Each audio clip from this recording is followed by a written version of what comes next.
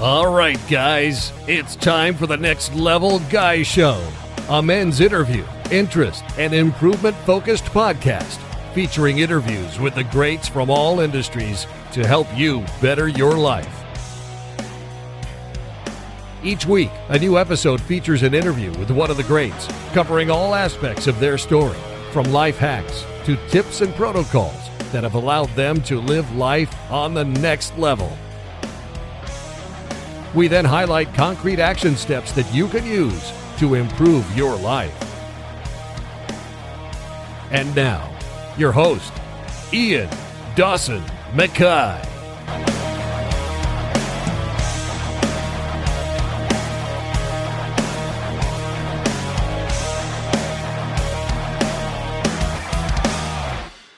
And today's guest is Dr. Raynor. Dr. Raynor is an orthopaedic surgeon specialising in sports medicine, a University of Western Ontario alumni, the Human 2.0 co-founder, husband and proud father to 3 exceptionally talented grown children. After a long course of training, he has worked as an orthopaedic surgeon for over a decade and now works to change the face of medicine through his various social media platforms. He seeks to educate and empower people by teaching them the tools with which to positively impact their musculoskeletal health and wellness, but not satisfied to merely talk the talk, he also wants to walk the walk as well. As an educator as well as a physician, Raynor wants to help and empower everyone to take charge of their own health and wellness. He wants everyone to become a better version of themselves, and he wants to give everyone the tools with which to do it. After all, if you're not going to do it, who will? And now, let's get to the interview.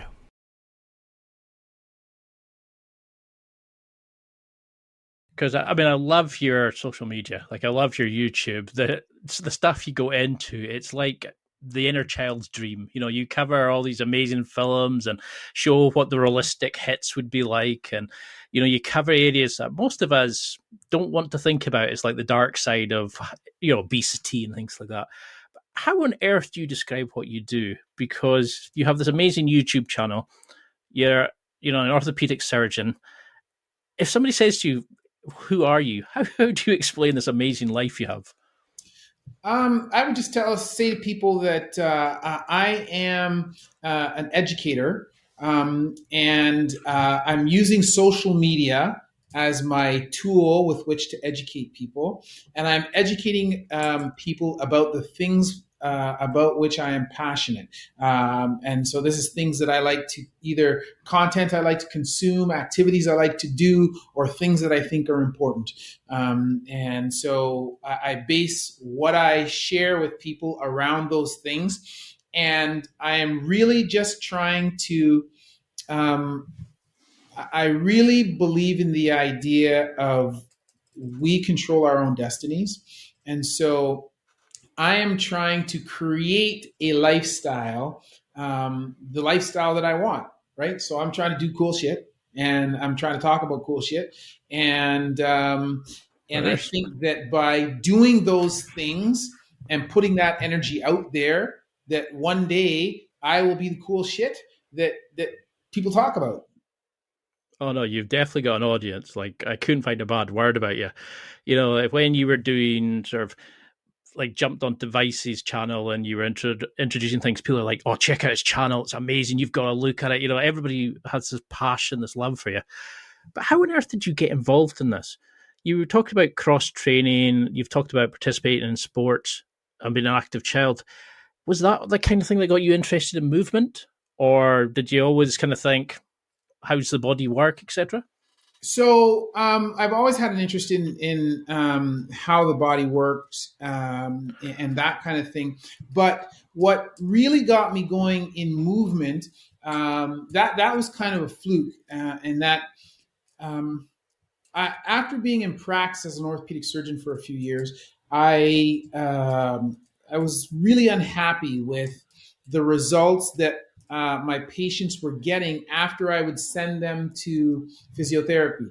And let me preface what I'm going to say by saying that I don't want people who are listening to think that I think I'm the perfect surgeon and I don't make any mistakes and that nobody can do it better than me. That's not the case. But what I'm talking about is that like if I did an operation, and when I did that operation, I planned that operation to go a certain way. I did that operation, and technically speaking, everything about that operation was exactly the way I planned it. Everything went successful. I looked at the result afterwards, and I said, "Yeah, man, that's successful." I checked the range of motion before I left the operating room. I checked the stability. Everything was bang on point. And so I said, okay, my part is done. Now it becomes the patient and the physiotherapist part. So in those situations, uh, I would send those patients away. And some of the times I would not get a good result. And when you look back and you try and figure out everything that you weren't getting, everything that was under your control, I go, man, I addressed all of those things. Why didn't this work out? So I started to see that. I started to look into physiotherapy a little bit, and I started to realize, oh my God, not all physiotherapists are created equal, and they're not all doing the same things. Some would be doing things that I thought were worthwhile, and others would be handing people a sheet of paper and say, "Here are your exercises. Go do that. Bye bye."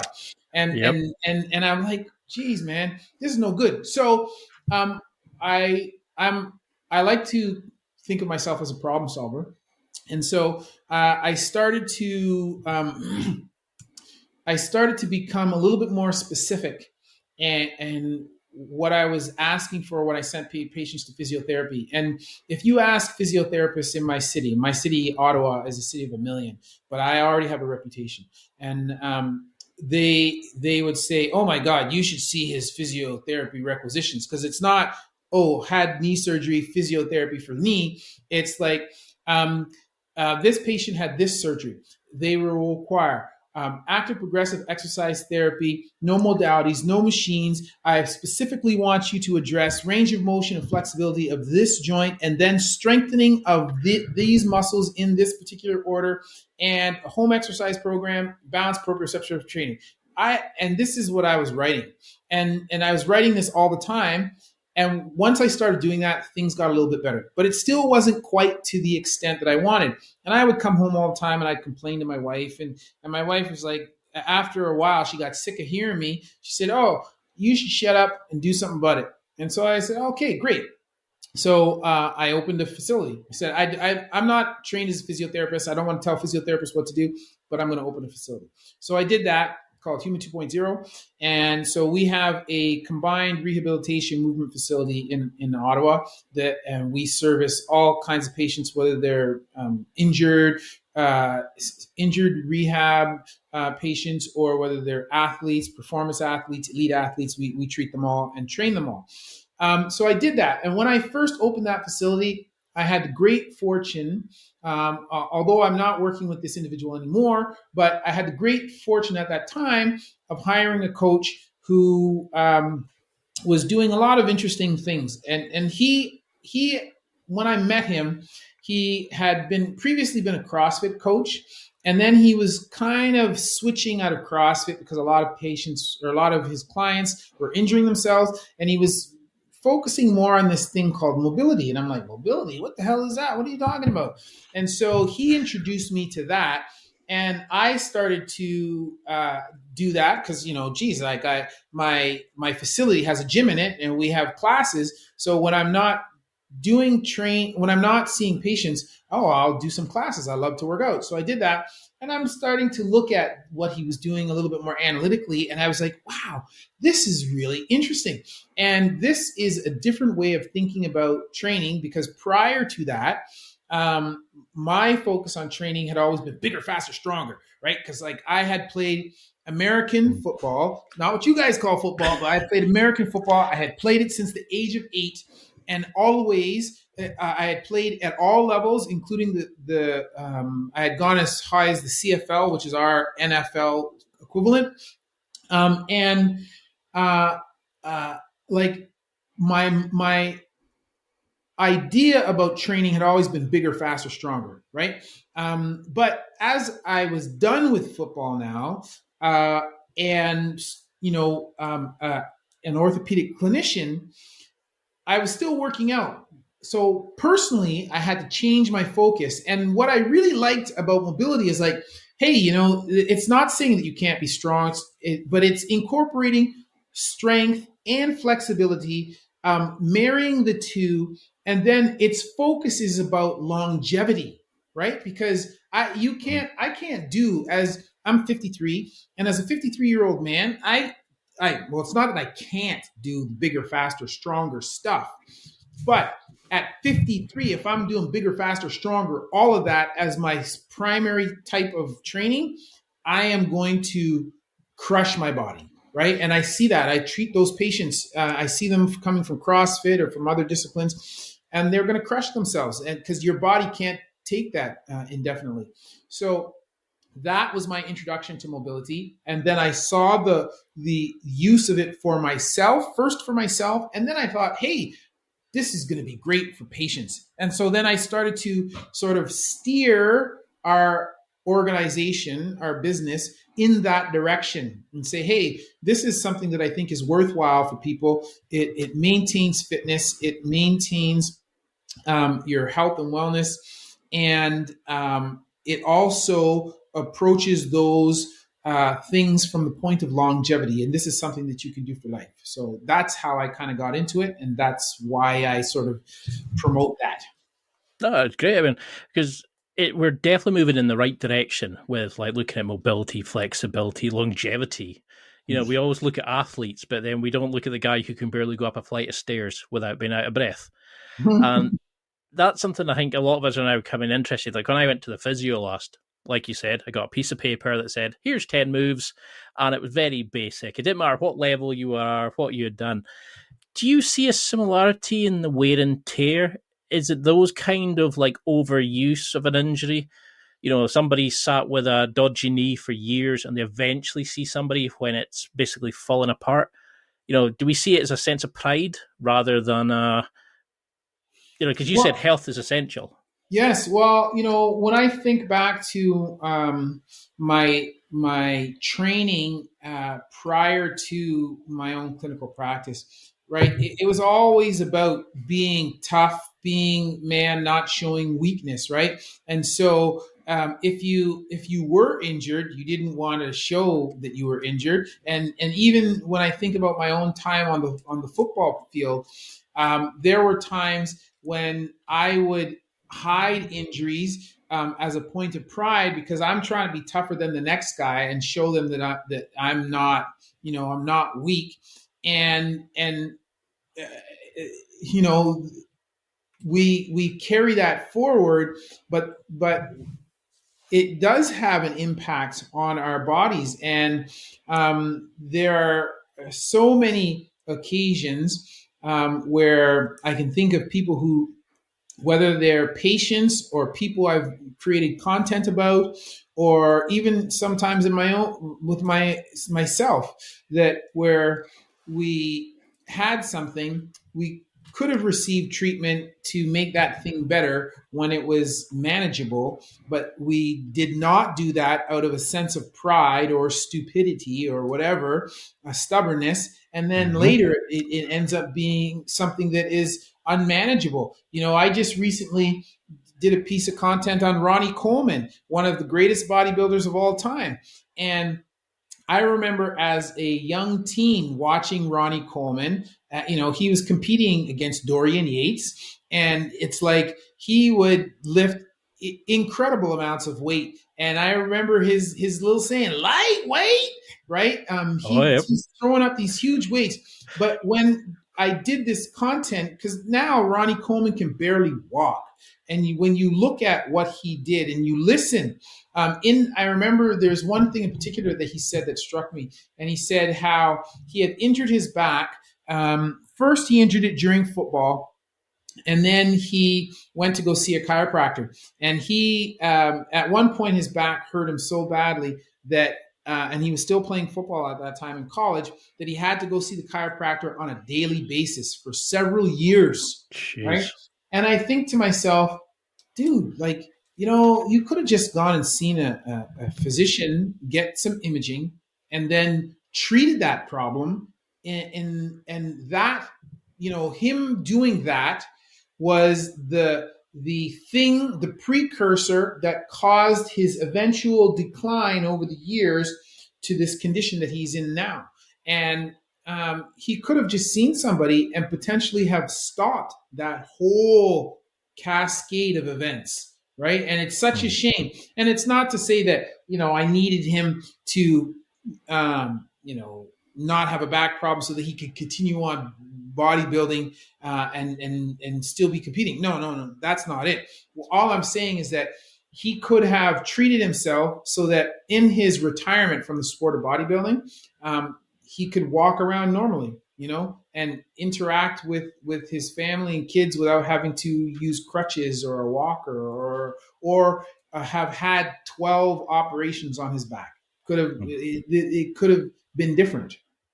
Because I went to the Arnold's recently, the sports festival, and the number of people who were just devastated by injury, and it was almost like they continued through it because it was like a sense of pride or a competition. And you think, does it ever frustrate you when you do these videos and you see people who you knew with a bit, like, because you understand the body structure, the orthopedic side of things, that with a simple bit of work and some good focused rehab, they could be, they could have the longevity, they could have the freedom?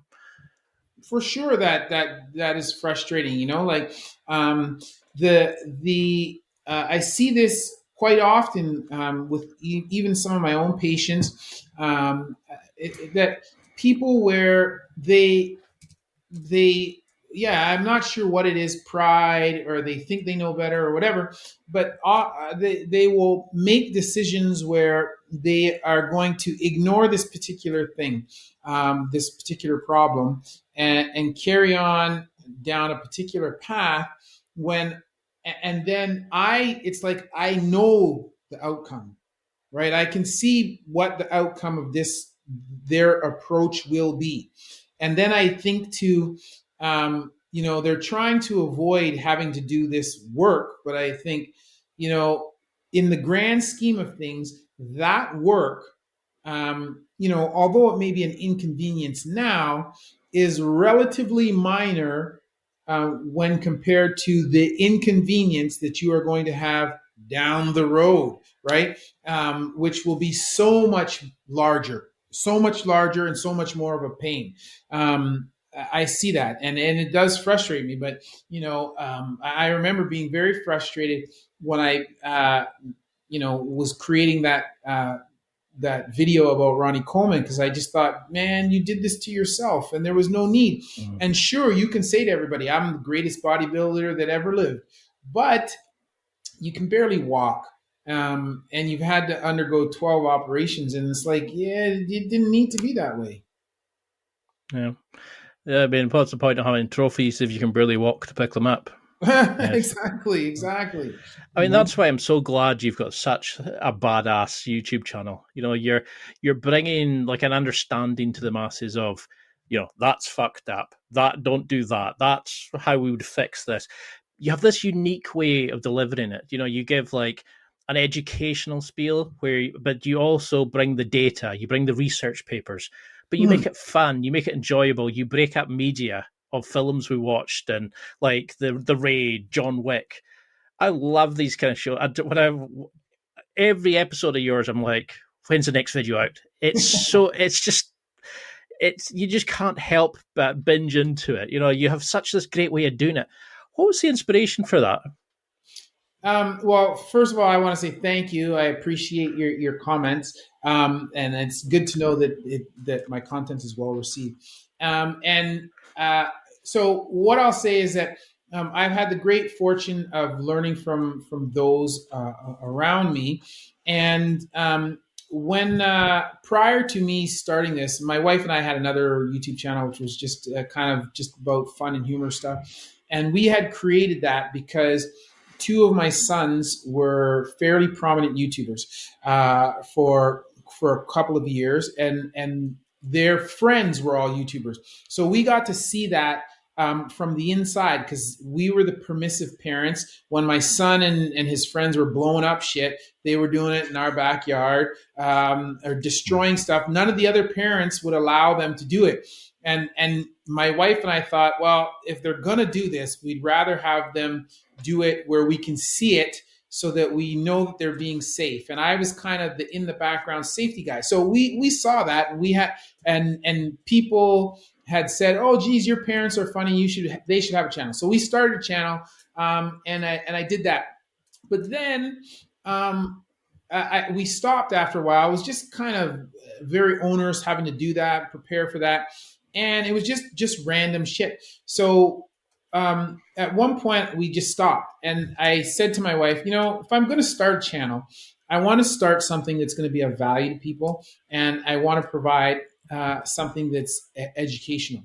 So when I started a channel, the Dr. Chris channel, that was my intention. And if you look back at my very first videos, the videos were more didactic and just kind of the way that I was taught in university or when I was doing my residency. Mm-hmm. And that's the kind of content I was putting out.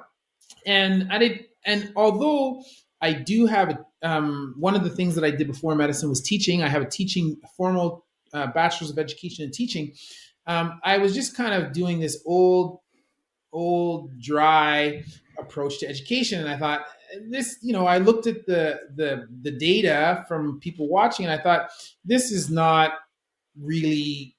It's not going to catch on, so I need to change what I'm doing. So I thought to myself, why can't I be a little bit like what my son is like, or my sons are like? They got a little bit of clickbait in their titles and thumbnails, and they're funny, they're humorous. And I thought, there's no reason why I can't take this educational content and be a little bit humorous, a little bit funny, and then it would make it more palatable.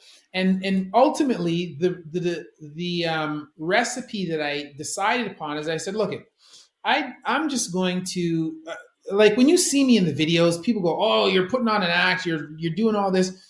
If you knew me in real life, you would know that what you see is what you get. I have one speed, and I'm loud. I have one volume, and that's what I am like all the time. And my patients know that. The hospital staff know that.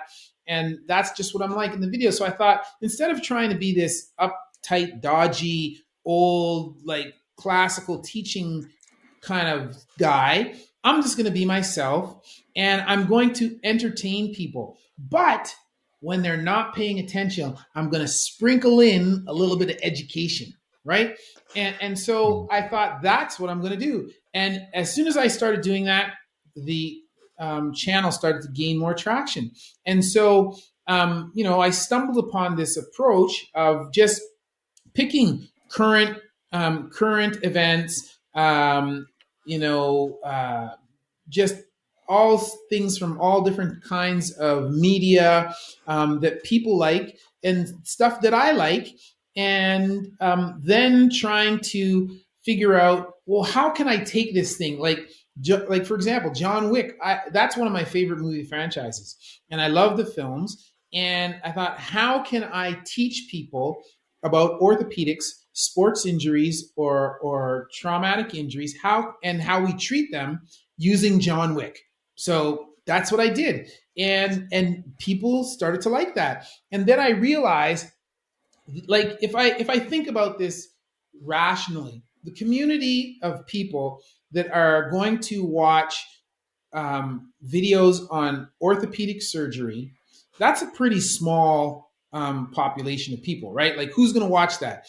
Other orthopedic surgeons, orthopedic trainees, or people who are thinking about going into orthopedics, and a few other people. But if I think about who's going to like John Wick, or who's going to like The Raid, who's going to like Warhammer, the community of people that are going to like those things, way bigger, right? And I can talk to those people about the stuff that they love. But as I said, when they're not paying attention, sprinkle in a little bit of education, and so they get their entertainment, but I've also educated them. And then wait a minute, it's the end of the video, and they go, "Holy shit, I just learned about X, Y, and Z. I didn't know that before," right? And it's like they think they're learning about Warhammer, or they're thinking they're learning about John Wick, but I'm teaching them about orthopedic surgery. And so that is kind of how I stumbled upon that. And that's why I've decided to kind of go that route. And I recognize that other orthopedic surgeons, some of my colleagues, they look at what I do and they think, oh, it's silly. Like, what's the point? But I would say to them this, I have the analytics for my content, right? And so I know how many people it has touched. And if you think about this for a second, the average orthopedic surgeon will go to a conference, and if he's an academic orthopedic surgeon, he will speak at that conference to maybe 1,000 orthopedic surgeons. Okay.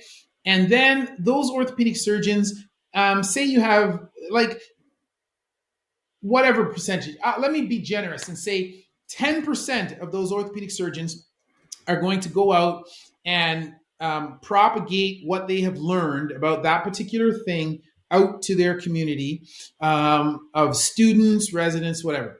So now we've gone from 1,000 to say we've gone to 10,000. And then those people are going to,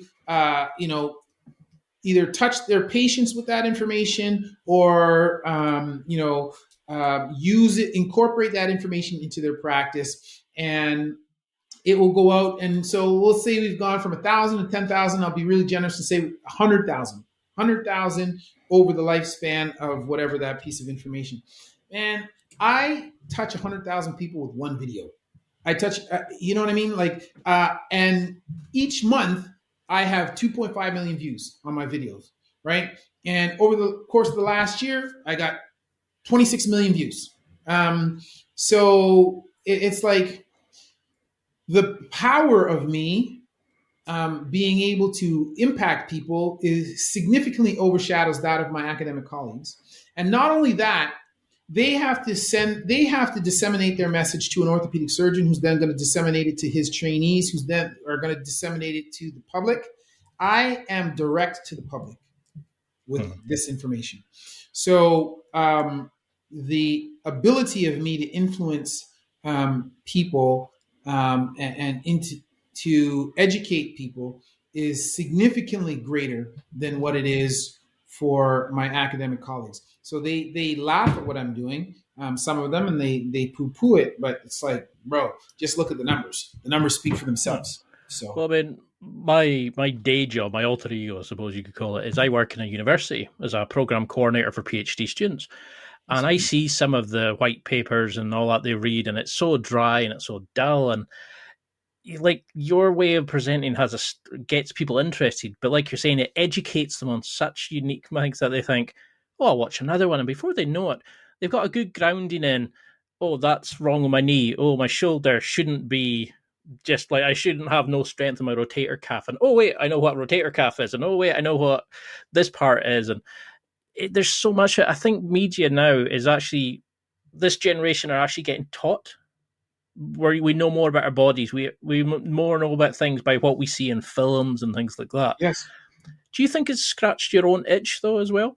Because you cover such a wide range of like body modification, surgical stuff, but you also look at like film, anime, TV shows, etc. Has this kind of wide range helped you become a better surgeon, do you think? Because you've learned new techniques, new understanding of things?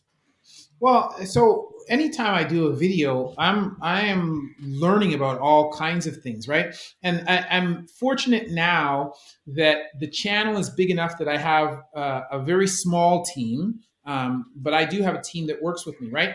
So I have a researcher, I have a writer, and I have an editor. And so we plan out the videos, and I plan out topics. And I always talk with my writing team about what are the things that I want to talk about in the video, cover, and what's the angle that I want to present. So we do that. I'll have the writer go through and they'll kind of give me a rough draft. Then I'll take that draft and I will complete it, fill it out, adding in my sense of humor, all that kind of stuff to cover these things. But in researching all of those topics and learning about all these topics, I don't think it can't help but make me a better physician or a better surgeon, or just a more knowledgeable person.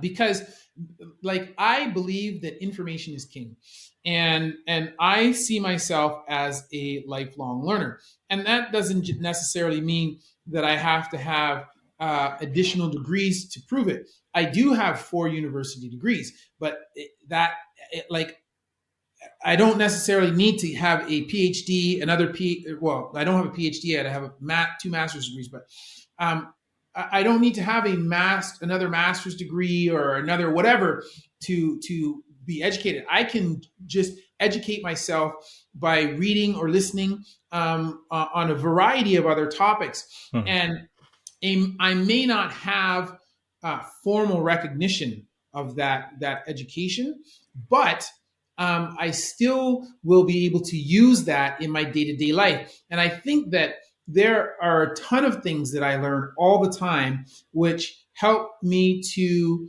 change the way that I do things on an ongoing basis, right? Like I think that my clinical practice evolves because of what I talk about, what I do. And my surgical practice also evolves because of what I talk about, what I do. And not only that, but because of the questions that people ask me, because sometimes people ask me questions and it makes me think, oh, geez, well, why do I do this thing, right? And sometimes I find, oh, I did this thing because I was trained how to do that 15 years ago, but I've never really looked at that particular thing until now. And hey, by the way, now that I'm looking at it, given the things that I've learned over the last 15 years, either experientially or from reading or whatever, I now know, hey, yeah, there's a better way to do this. I can do this differently. Or I realized something because I was studying, or not studying, but I was researching for a new video, and they made me aware of something that I had not previously been aware of. And it's like, oh, I'm going to incorporate that. So for sure, it does help to, guide my evolution and help to educate me. And because I incorporate aspects of what I learn while researching these topics into my day-to-day life all the time. Because I love how like your lifelong journey is encouraging other people to have the same. People are kind of like, I didn't even know about this. Oh, I'm going to go find out more about it. So you're giving that sort of list for education to other people. It's an amazing tool to educate, but also encourage as well. Well, so you will understand this because of what you do on a day-to-day basis. I love learning, and I fully believe that education is the key to all of our happiness, right?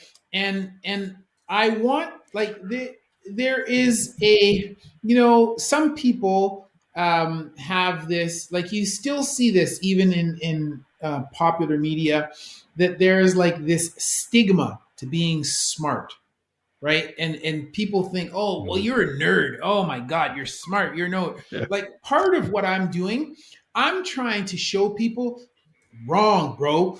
Being smart is freaking cool, right? And the smarter you are, the more likely you are able to get all of the things in life that you desire, whatever it is that you want. The smarter you are, the better your chances of attaining that thing. Not only that, the better the chances of the world being a better place to live is so much more attainable. Like, without going too political, right? I'm a Canadian. Most of my audience is American, so I kind of tailor things towards them. But speaking just for a moment about politics, you look at Trumpism, and I look at Donald Trump and his behavior, and I think, like, people can argue one side or the other whether they think what he has done or things that he did were good or not. And like, I don't want to comment on that. But one thing I do want to say is that if I look at when Trump carries himself, if I look at his overall level of intelligence and I listen to him speak, I would say that it's probably less than many of the people that you interact with on a day-to-day basis in in the PhD program. Hmm. And listen, if he's not that smart, that's okay. I'm not saying there's a problem with being not that smart, but his behavior, it's like he reveled in his ignorance. He reveled in that, and he gave people he gave them the permission to feel good about being dumb. Bro, the world is not gonna this is not a good thing. This is not a good thing. And regardless of what your position is on his political aspirations, his motives, or anything that he's done, regardless of that, we shouldn't be celebrating stupidity, right? And we, like, as I said, it's not a problem if people are not smart, but we should be encouraging everybody to be as smart as possible, right? And to learn as much as they can about the world, about each other, and how to coexist peacefully, right? And my goal is to make the world a better place. And I will fully admit this. I want the world to be a better place for everybody. But this is a selfish goal, right? And this is one thing that people don't understand. They don't seem to get. The world doesn't exist outside of you, or you don't exist outside of the world. You are a part of the world, and the world is a container in which you are contained. Like, you are encompassed by that. And so if you want good shit for yourself, you have to create it. And that means that entire container needs to be part of that. And so you have all these people who are being stupid, and it's like they shit where they eat. Like, why would you do that? Like I want the world to be a better place because I'm living in it. I want it to be better for me, right? But I recognize because I have read about many different topics, because I have a viewpoint that it may be more tolerant because of what I have read and what I've experienced. I recognize, in order for that to be good for me, it has to be good for everybody else too, right? Because everybody else is part of it. And there's no way for me to isolate myself from everybody else and yet still be part of this container and be within this container. So I just think, this was a bit of a ramble. I went off on a tangent, but it's just listen, I think it's important for everybody to be smart, not just some people. Everybody should be smart. Knowledge is power. Knowledge is very important. It will shape the world into what you want. And if we are to all coexist and be part of this and live great lives, then we all need to be smart. No, 100% agree. I mean, I when I went on and he was parroting the idea that there's alternative facts, I was sorry, like, what? Listen, man, I cringe and laugh inside every time I have that. I'm like, there is no alternative. It's like saying physics doesn't exist. It's like saying time doesn't exist. There are no alternate facts. There are facts. The way you interpret them, that's up to you. But the facts still exist. And that is an absolute. And I just thought people who latched onto that line of thinking, I feel sorry for them, because I just think, man, the only thing, I feel sorry for them, and I feel a little bit concerned because the other thing is that, and I don't mean to offend anybody who's watching this or listening to this, but dumb people can't inherit the earth, man. We cannot allow dumb people to run the show and inherit the earth, because they're just going to drive this into the ground, and to what end? For no reason other than they think they know it all.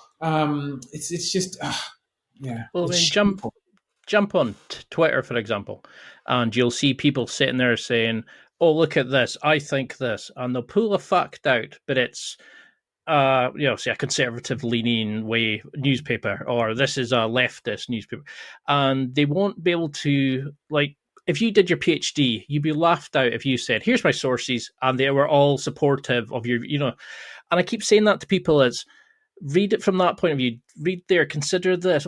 And it's like COVID, people are saying, oh, look at this, here's this evidence of X. Yes. And I would say it to guys in the, like, academics, and they say, well, where's the blind placebo test? Where's the statistical analysis? Just the basic stuff. And I'm sitting there going, don't ask me. So you mentioned COVID, right? And this is where it was became most evident, and Trump's behavior gave permission to this whole line of thinking, and people alternative facts, and you're not considering this.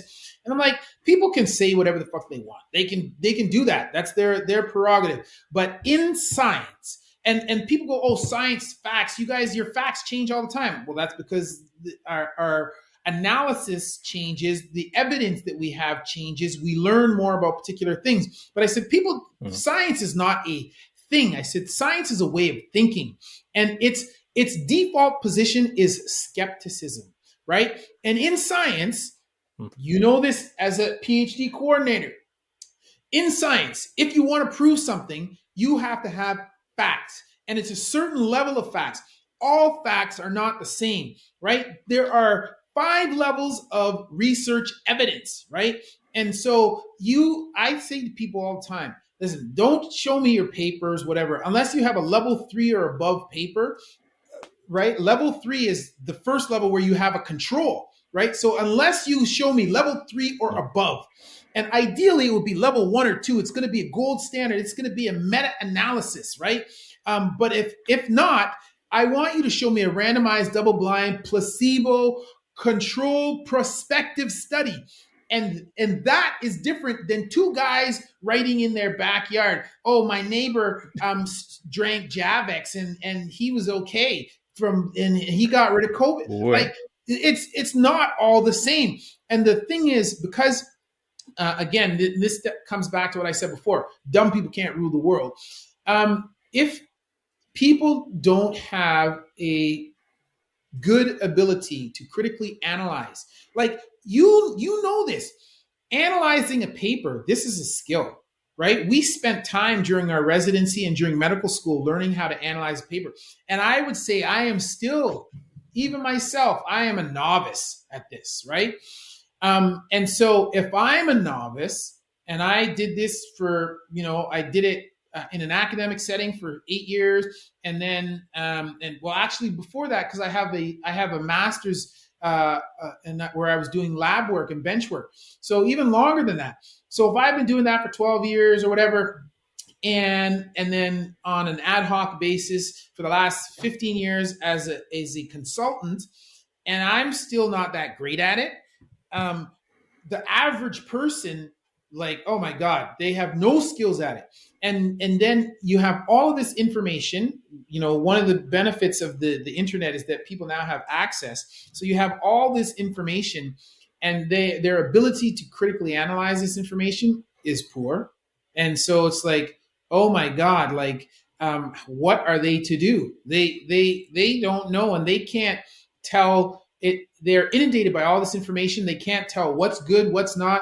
And so they all give it the same weight just because people can speak. And this also, you mentioned Twitter, and Elon talked about the it's the town square. Everybody should be able to say what they want, and people will figure out what's good. No, they won't. Some of the people might, but other people won't. And when you have somebody like Donald Trump having how many ever millions of followers, and he's saying, well, maybe we could put some light inside people to get rid of COVID, or we could put bleach, some kind of disinfectant inside of people. People will look at that, and educated people will go, well, that's idiotic. Why would you do that? Right?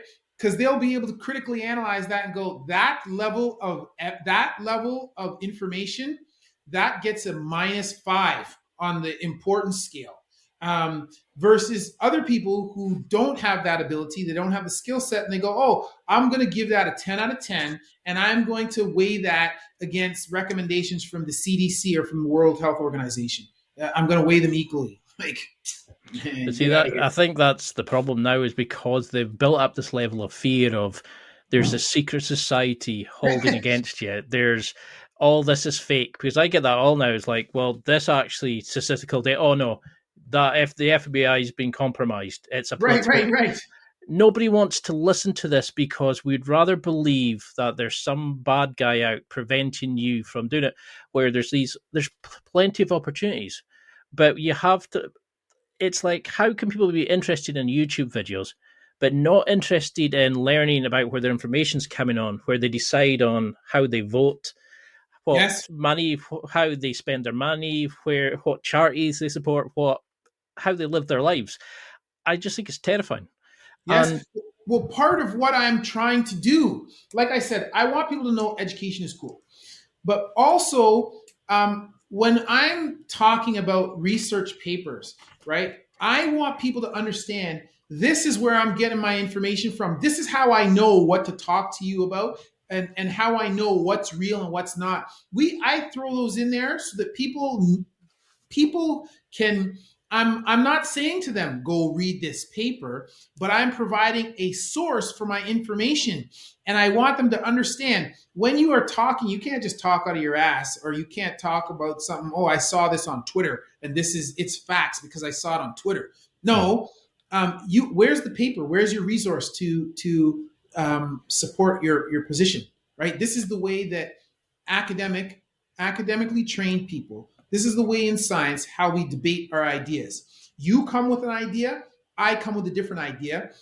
We both supply our sources, and then we say, well, this is why my idea is valid, or why I think it's right because of these sources. And we compare the strength of the sources. And you say, no, I think mine is right because of this. And we compare the strength of the sources. And in that comparison, we kind of come to a consensus to go, well, you know what? These 5 papers that you presented have stronger points. They're more accurate than these 3 papers that I presented over here. I think, this makes more sense, right? And it's not to say that it's end all and be all, because as I said, science changes all the time. New study comes out, we get more data, and so then we can refine. But if the truth is this point over here, when we start looking for the truth, at first we're doing this.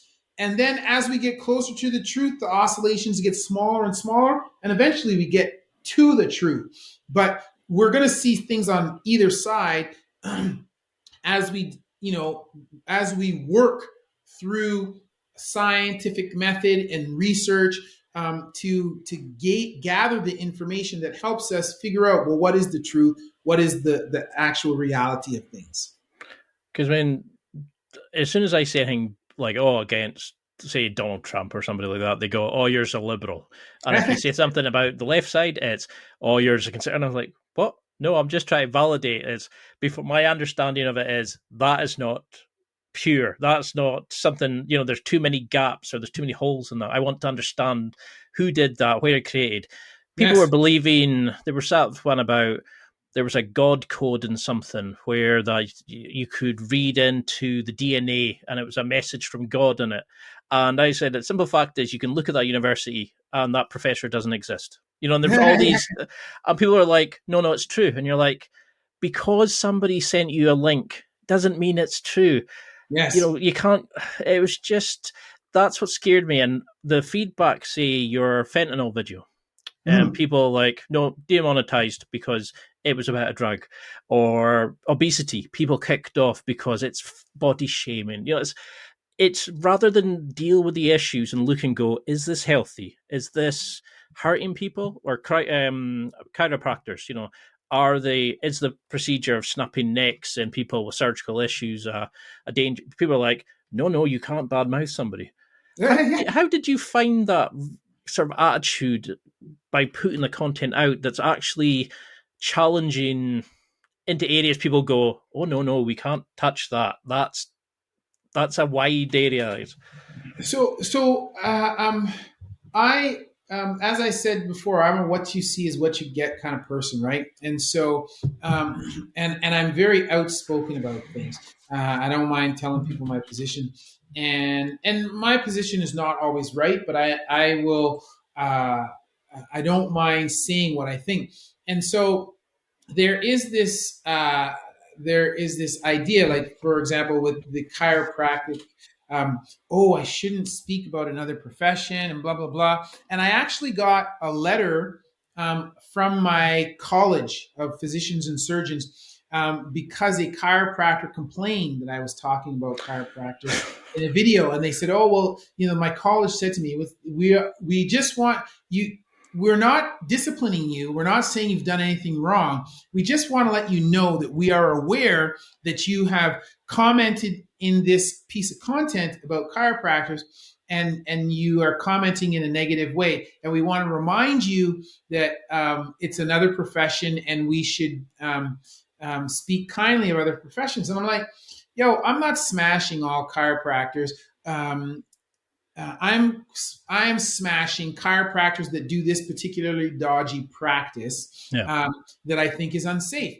And I, as a clinician, one of the roles as a clinician that I'm supposed to play is an educator, and I am also supposed to look out for the welfare of my patients. And so, if I ever had a patient that had spinal instrumentation, and a chiropractor did a manipulation on that person, I would think that's unsafe. And I don't have any qualms about talking about that and saying that I think that is the case. So, people give me feedback, some of which is negative, when I badmouth or say negative things about those situations. And again, for the most part, I just refer them back to the literature, and I say, look, if you like chiropractor and because it makes you feel good, that's your prerogative. And if you feel upset that I commented about a bad thing about a chiropractor, again, that's your prerogative to feel that way. But let me point you to the literature that says over here is either the support for this thing that the chiropractor did, or the lack of support for that thing. And again, let me reiterate that science is this practice where, to find the truth, we do research, and we then analyze the results of the research, and we use that to guide what we say is true and to guide our actions. And if any chiropractor thinks that I have done them wrongly, or I have said something that is out of whack, all they need to do is to point me to the literature that says that what I have said is wrong. That point to the literature that supports their position in what they want to do, and with the one caveat that it needs to be level 3 or above, because if they're going to try and refute something that is a meta-analysis, and they're going to refute that with a case, a cohort study or a case series or an anecdotal report, man, get out of here with that shit. It was presented in a journal, but that level of evidence is widely known in the scientific community to not be as strong as, one guy writing in, oh, I had a patient that I did this and this happened. That case report does not have the same strength as a meta-analysis that had thousands of patients in it, right? Because they're just not powered the same. So you can't. You think it'd be the other way, wouldn't you? That you, like, say if you said, no, that doesn't work, you think, oh, brilliant, this is an opportunity for me to show that thing that you said doesn't work does, and here's the evidence, and here's the thing. We've all become kind of, why do we jump on the defensive? Why are we not doing things and saying, let's find out what is perfect for this patient? Why? I just don't get why people sort of would rather sit there and do the ad hominem attacks, or what do you know about it? But I think you know, it is, I can understand why to some extent, because nobody wants to be challenged on what they do, right? And nobody wants to be told, hey, this thing that you believe in, or this thing around which you have modeled your life, is crap. Nobody wants to be told that. So I get that. But if their true goal, if their true desire is to do what is beneficial for the patient, right? And chiropractors, I don't think have to take the Hippocratic Oath as physicians do, but I had to take the Hippocratic Oath, and so I'm trying to do what's right for the patient at all times. And so that, to me, that means, well, I need to find out exactly what is best for the patient. And people complain about me being critical in my videos about chiropractors, but I'm also critical of orthopedic surgeons and physicians in other situations as well. And I don't necessarily have as much content about it. And that's largely because of I do, I want to educate people on a variety of topics, but I also I'm playing the YouTube game, right? And that I am what things that work, right? Get more views. And allow me to grow my channel. Those are the things I'm going to talk about, because those are the things that get views, right? But there's other things that I talk about, like one of the videos that I'll be doing at some point in the near future is I'm going to be talking about stem cells, because people go, oh my God, I can do stem cells. I have arthritis in my knee, and this guy sold me $6,000 treatment for stem cells injections in my knee, and it's going to make my knee cartilage grow back. And I'm like, wrong. It's not going to do that. And you got ripped off, man. And it was a physician that ripped you off. So I want to do a video on that. And that's something that I speak about. Although I haven't done content on it, I do speak about that all the time with my own patients. And patients come and they say, oh, well, can you do stem cells for this? Can you do HA injections for this? And I say, look, the studies showing the efficacy of that, of these things, is very, very weak. And the results are poor, and it may help your symptoms a little bit, but in terms of reconstituting your cartilage or anything like that, not going to do it, and it's a waste of your time. And as the owner of a healthcare facility, I could do a lot of that, and I could inform, or I could encourage my staff to do a lot of that, the sports medicine physicians that work with me. But I don't, because ethically, to me, even though I could make a ton of money doing that, I go, the research is not there. And I would not be able to sleep with myself at night knowing that I had conned people into doing these things, spending their money, and it's not going to be beneficial for them. So, I do, people are commenting about what I say all the time, and they have there may be some criticism, but I take that in stride. And again, I always try, whether it's the people in my office or the people on in the comments section, I try to point them back to the literature and say, this is the standard that we use to determine whether what I'm saying is true or whether what you're saying is true. And here are the references to support my position. If you want me to shut up or change my mind, give me your references. I am more than happy to learn and be educated. Show me your references. And it's funny, usually when I do that, people shut up. They stop. There's a few times when people have said, oh, here's my references. And then you look at the quality of them and you go, oh my God, look at, you had an N of 10 in this study. It was a case cohort series or whatever, or this was a case report, one patient. Like, come on, bro. You can't talk about the whole world off of one patient. So, and then I have to go back and say, thank you for sharing these, but these are the reasons why what you have shared, these references, are not very strong, right? So you need more strength with what if you want to refute what I'm saying, come back, but with more strength. But I suppose that goes back to your principle of lifelong learning. You're saying, well, if I'm wrong, show me, and then I can look at it, I can absorb it, understand it, and then readjust my positioning, which science Yes. does. And it's Yes. like you're saying, science isn't the bogeyman. Science is a thing that's actually going to sit and go, okay, right, okay, we're wrong there. Let's readjust there. Let's repeat that to make sure it's still the situation in different scenarios. Because I love that how you've got like on your blog post, for example, you've got things about just forget about exercising and actually look at generalized exercise patterns. Because you're figured out by what your clients are coming to you with. You can then say, well, this is what the standard problems are. This is how we could fix it, and you offer like training programs and stuff. And I was really impressed at like how you broke it down, how you demonstrated the exercises yourself, and you gave understanding behind it.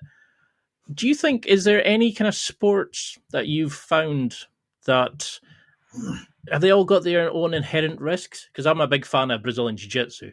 So I love doing like the bear crawls, using your head as a frame as your one arm's doing this, one leg's doing that, all these kind of things.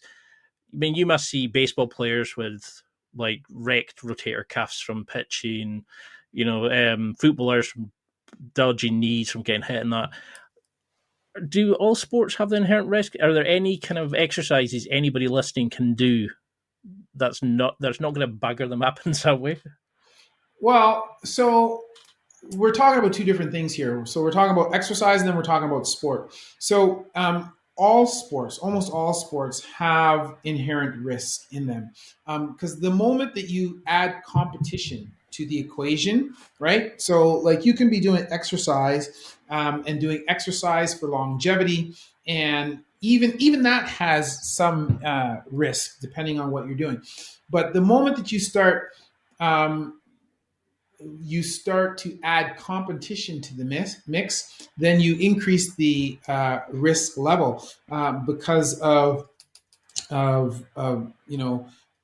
for a number of reasons, whether it be many of the reasons have to do with fatigue, right? You start to adopt positions where your fatigue level is not allowing you to maintain that when normally you could, or you start to work outside of your envelope. Your opponent pushes you outside of your envelope, either physically or mentally. They push you outside of your envelope, forcing you to try to attain a position that you cannot normally hold.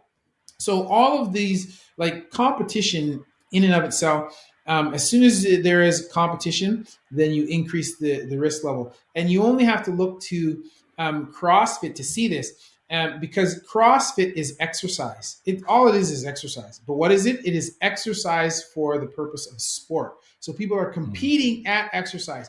And I had so many patients in my practice that have come as a result of injuries that they'd suffered while either doing or training or competing at CrossFit.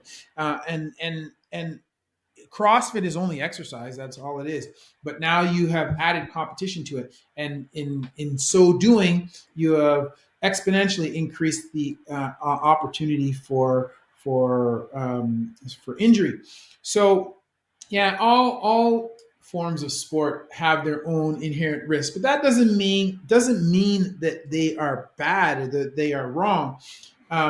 You just need to be aware of that, and try to frame or try to manage what you do with that knowledge in mind. And one of the things, like, people have to also be very realistic about the level at which they are at.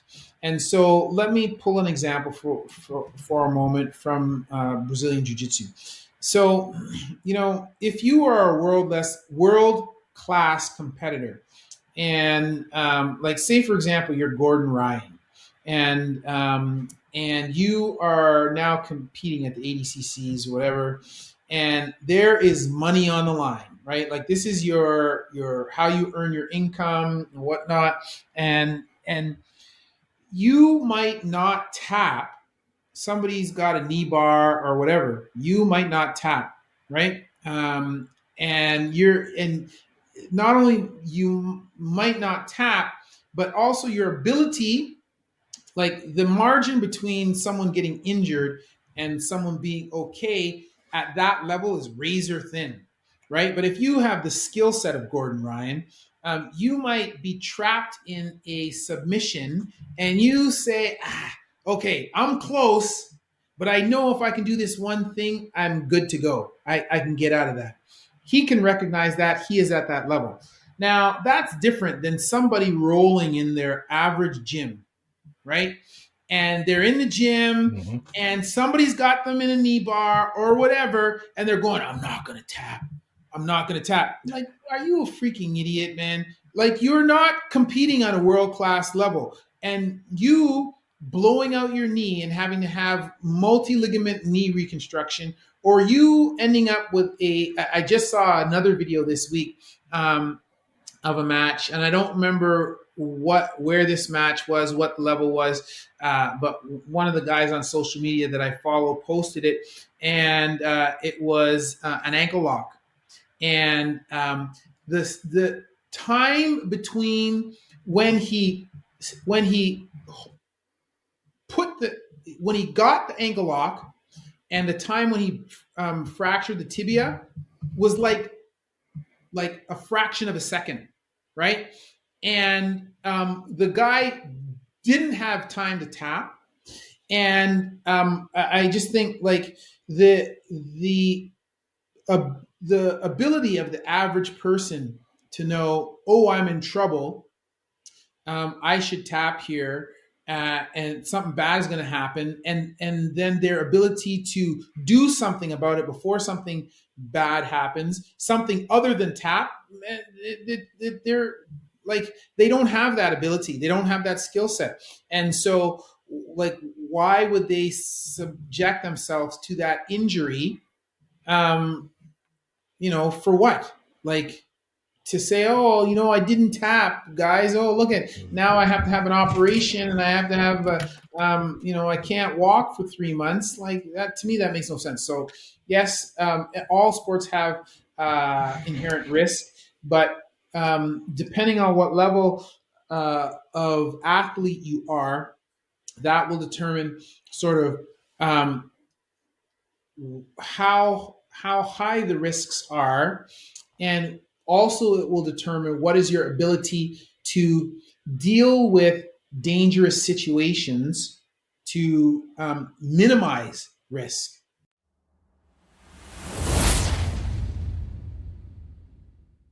It's time for a quick break.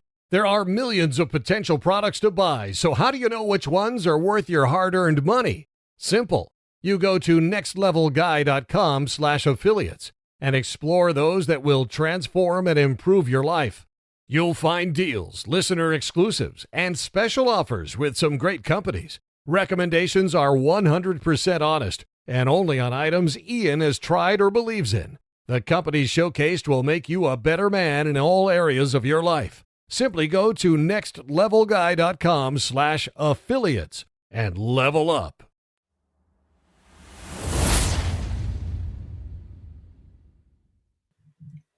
Because that's the thing, isn't it? Is a lot of people, you say, what rehab do you do? And they go, oh, I don't know if you've got it in Canada, but it's like deep heat, like the heat spray on a muscle when he gets a bit sore, and I have a hot bath after, and they're like, well, you very rarely see anybody doing a cool down. We do the static stretching we're taught in physical education when we start, and I never even thought about kind of including like the mindset thing of, this isn't an indicator of your masculinity if you tap to a girl, who's been training it for more years than you, who knows the leverage points, or somebody catches a knee bar, you just say, oh, well done. You continue on. Yeah. I want to walk. I need to walk to get to my job and stuff.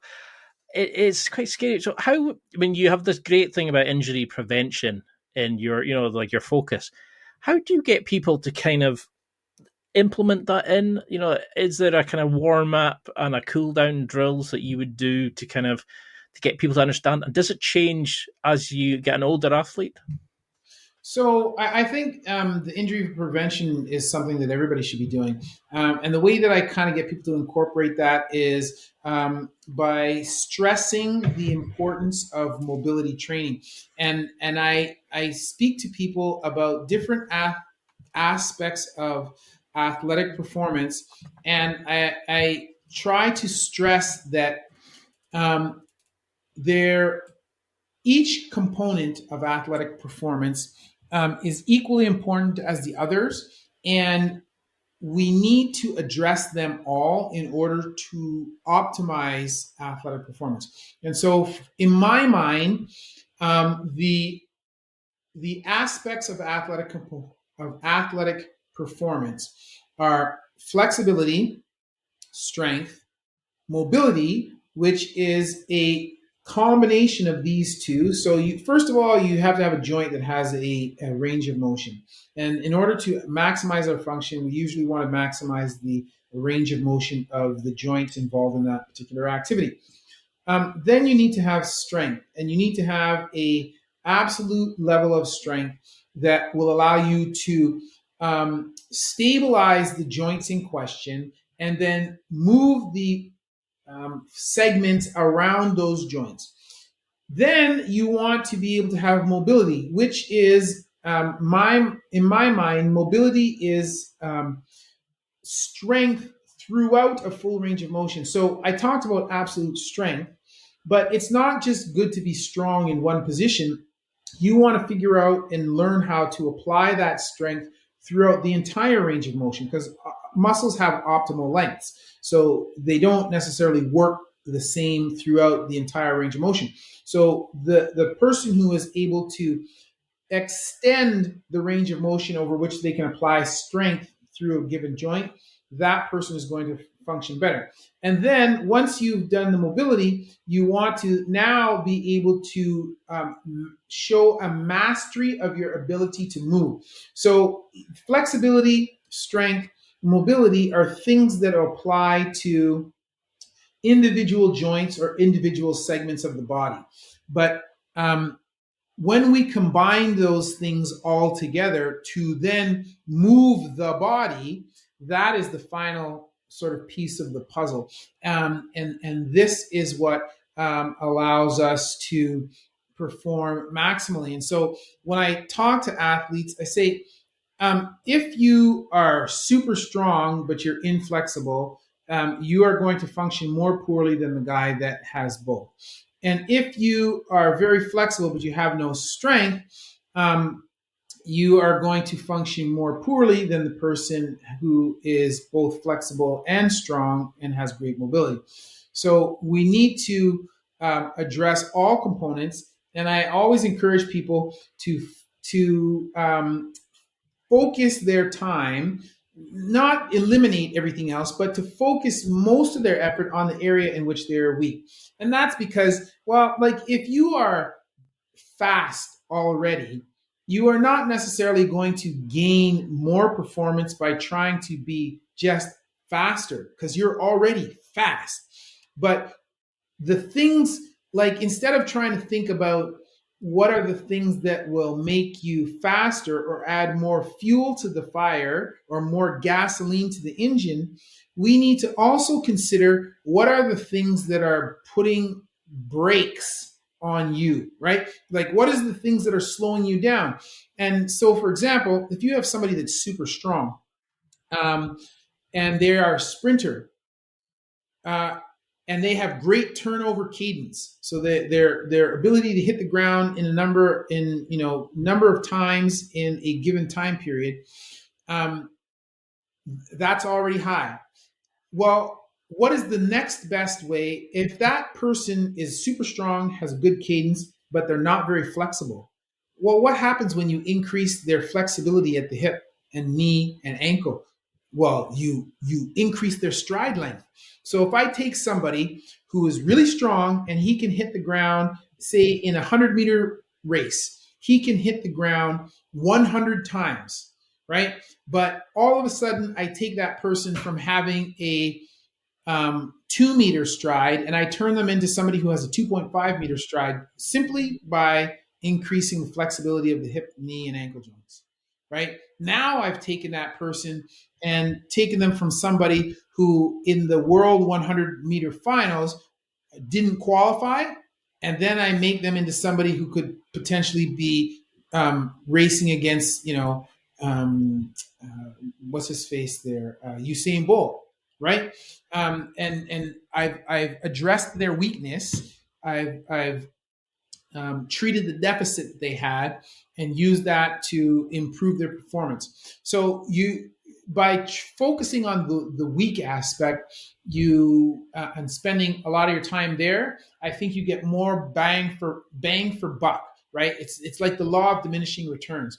You're already almost maxed out on the speed, so spending more time on speed or strength won't necessarily help you, but spending more time on that thing that is weak will give you more bang for your buck in the end. So I just try to encourage athletes to work on their weaknesses, and generally speaking, because athletes tend to spend more time on bigger, faster, stronger, it's usually their flexibility. And if their flexibility is poor, then for sure their mobility is going to be shit. And so I try and get them to work on those two things. And I try to get them to incorporate them. So if you, like when we're training in our facility, so when we do classes, so I share some of the teaching duties at our gym, and I teach every third weekend. And when I'm doing my classes, I do them in the way that we do them sort of in our organization. And what we do is we have our warm up, then we do what we call structural work. We have strength work, and then we have our cool down, our cardio, our conditioning work, and then cool down. So the structural for us is our mobility work. And so the mobility work, so we've warmed up, we have our muscles warmed up, and the mobility work is focused around things that we're going to be doing in our strength session. And it's dynamic. It's all dynamic work because we don't like to do static stretching before activity. We do that at the end during the cool down. But we incorporate the mobility work, and it is, whatever positions that we're going to be doing. So say, for example, we're doing Olympic lifts and we're going to be doing barbell snatch. Then I'm going to be working on shoulder mobility. I'm going to be working on hip mobility when I'm doing that structural work. And I'm trying to impress upon people the importance of not only are we flexible here, but we are trying to apply strength throughout the full range of motion so that we have better control of the positions and better ability to transition from one position to another. I love that. That alone would have helped so many people, because I think a lot of people, like you're saying, bigger, stronger, faster. Yes. I've seen a big guy in the gym deadlift and squat, so I'm going to do that. Never mind the fact that he's probably buggered up his shoulder muscle, he's wrecked his back from squatting poorly, And yeah, do you think that's just from us not understanding how the body works? Because you have a lot of very, very deep kind of analytical tools that you utilize. You show where the muscles are, how they forge into things. You have your Instagram posts where you show how the shoulders set up and things like that, and how things go wrong. Do you think we've almost forgotten that our bodies are meant to go 3D, work together? Our movement patterns aren't just up and down. They're we're meant to be almost animal-like.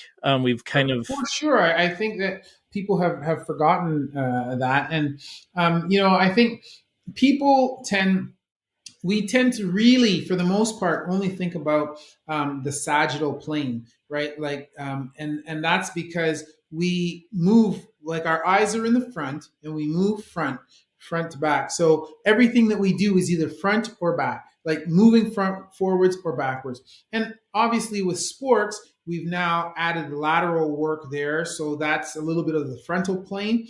But usually when we train, most of our training is in the frontal plane. When you think about athletes, And when I think about some of the world's best athletes, and usually when I talk about this, I'm picking people in North American sports because that what people can relate to, and I'm trying to think of people now from European sports. But like, say if you think about like. For example, Messi or Ronaldinho is not European, but he plays in the Premier League. So if you think about some of these athletes, right, and you look at them and you think about how they move relative to other people, um, their ability to go from one position to another in all planes, whether it be the sagittal plane, the frontal plane, the transverse plane, their ability to do that is different than the average person. And this is, it's not the entire aspect of what sets them apart, but it is one of the aspects that sets them apart than the average player. And so I think a lot of people, the average Joe, forgets about this. But the people who are playing at those highest levels of sport, they have an ability to function in all planes, and they have an ability to master their movement in all of these planes. They have demonstrated that, right? And so if I go back to, again, Gordon Ryan, I watched an interview. Lex Friedman was interviewing John Danaher, who is Gordon Ryan's coach. And John was giving Lex an analysis of matches that Gordon went through at the ADCCs. And he was talking about their plan. Our plan was to go through these matches with the least amount, expending the least amount of effort and suffering or incurring the least amount of injuries, right? And do it in as quickest time as possible so that we could get to the final match. They had already laid out a game plan of where we're going to be in the finals. I want to get to the final match and be in the best shape with the largest energy reserve possible, right? So when you watch that, I was watching these matches, and I'm not a jiu-jitsu player. I did I did start jiu-jitsu a long time ago when I was young, but it was, to me, I stopped at that time. I didn't know any better. I was like, oh, it's not flashy enough. I'm switching to Taekwondo. I want that. So I did Taekwondo. Anyway, but now as somebody who watches MMA and watches UFC, I'm a big fan of jiu-jitsu. We have a number of jiu-jitsu athletes that come and train with us for flexibility, mobility work, and even some of our staff play jiu-jitsu now. And one of the things that I can appreciate because of my exposure to that is, and I cannot fully appreciate this because I don't know how to move from position to position, but I can see when I'm watching people who are skilled, their ability to move from position to position. And when I watched this match, and I watched these highlights, and I watched Gordon Ryan's ability to move from position to position, and it's not like he's moving through positions in a vacuum.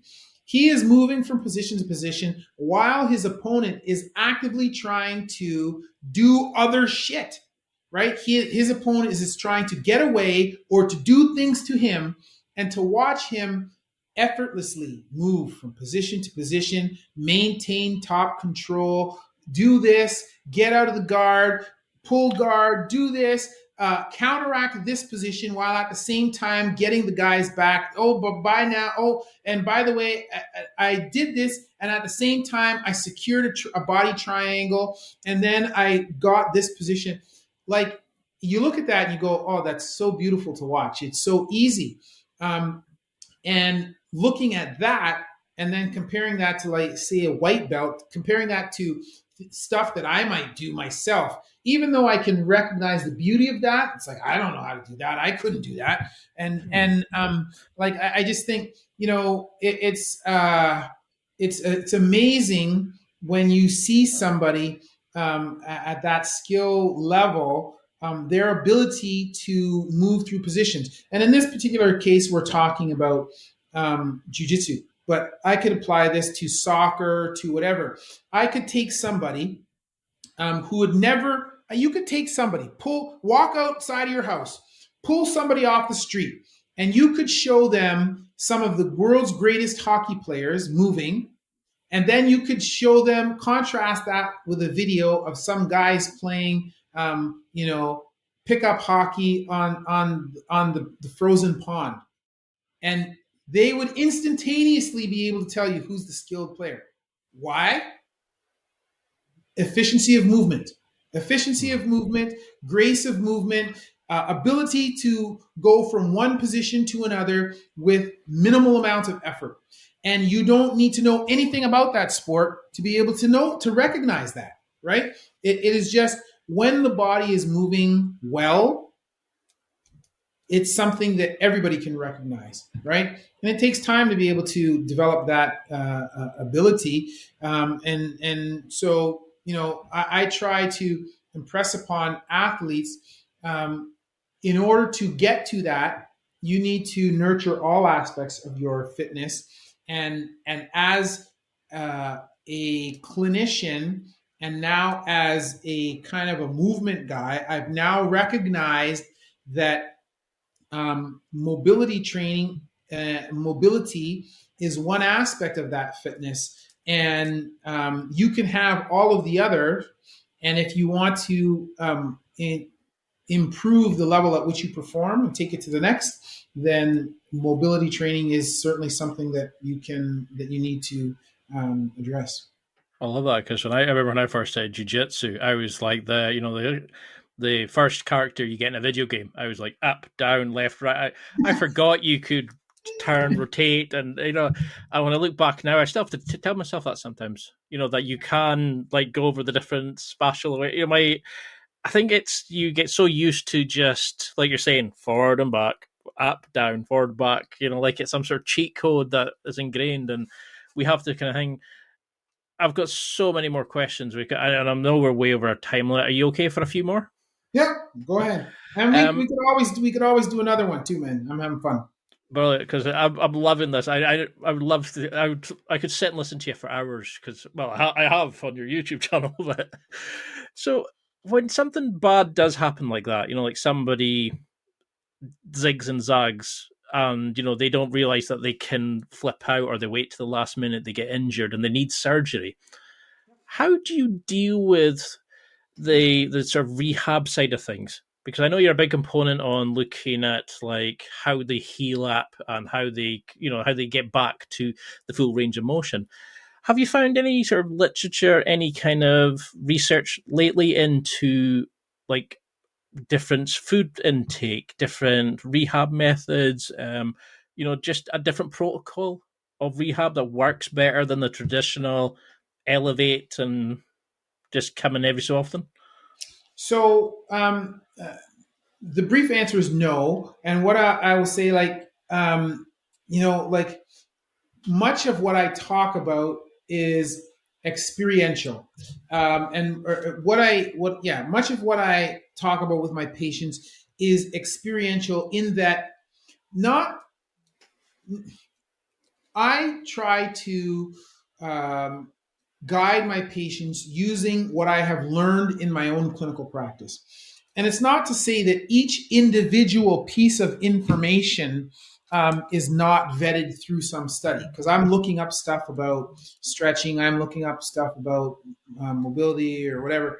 I'm doing that all the time.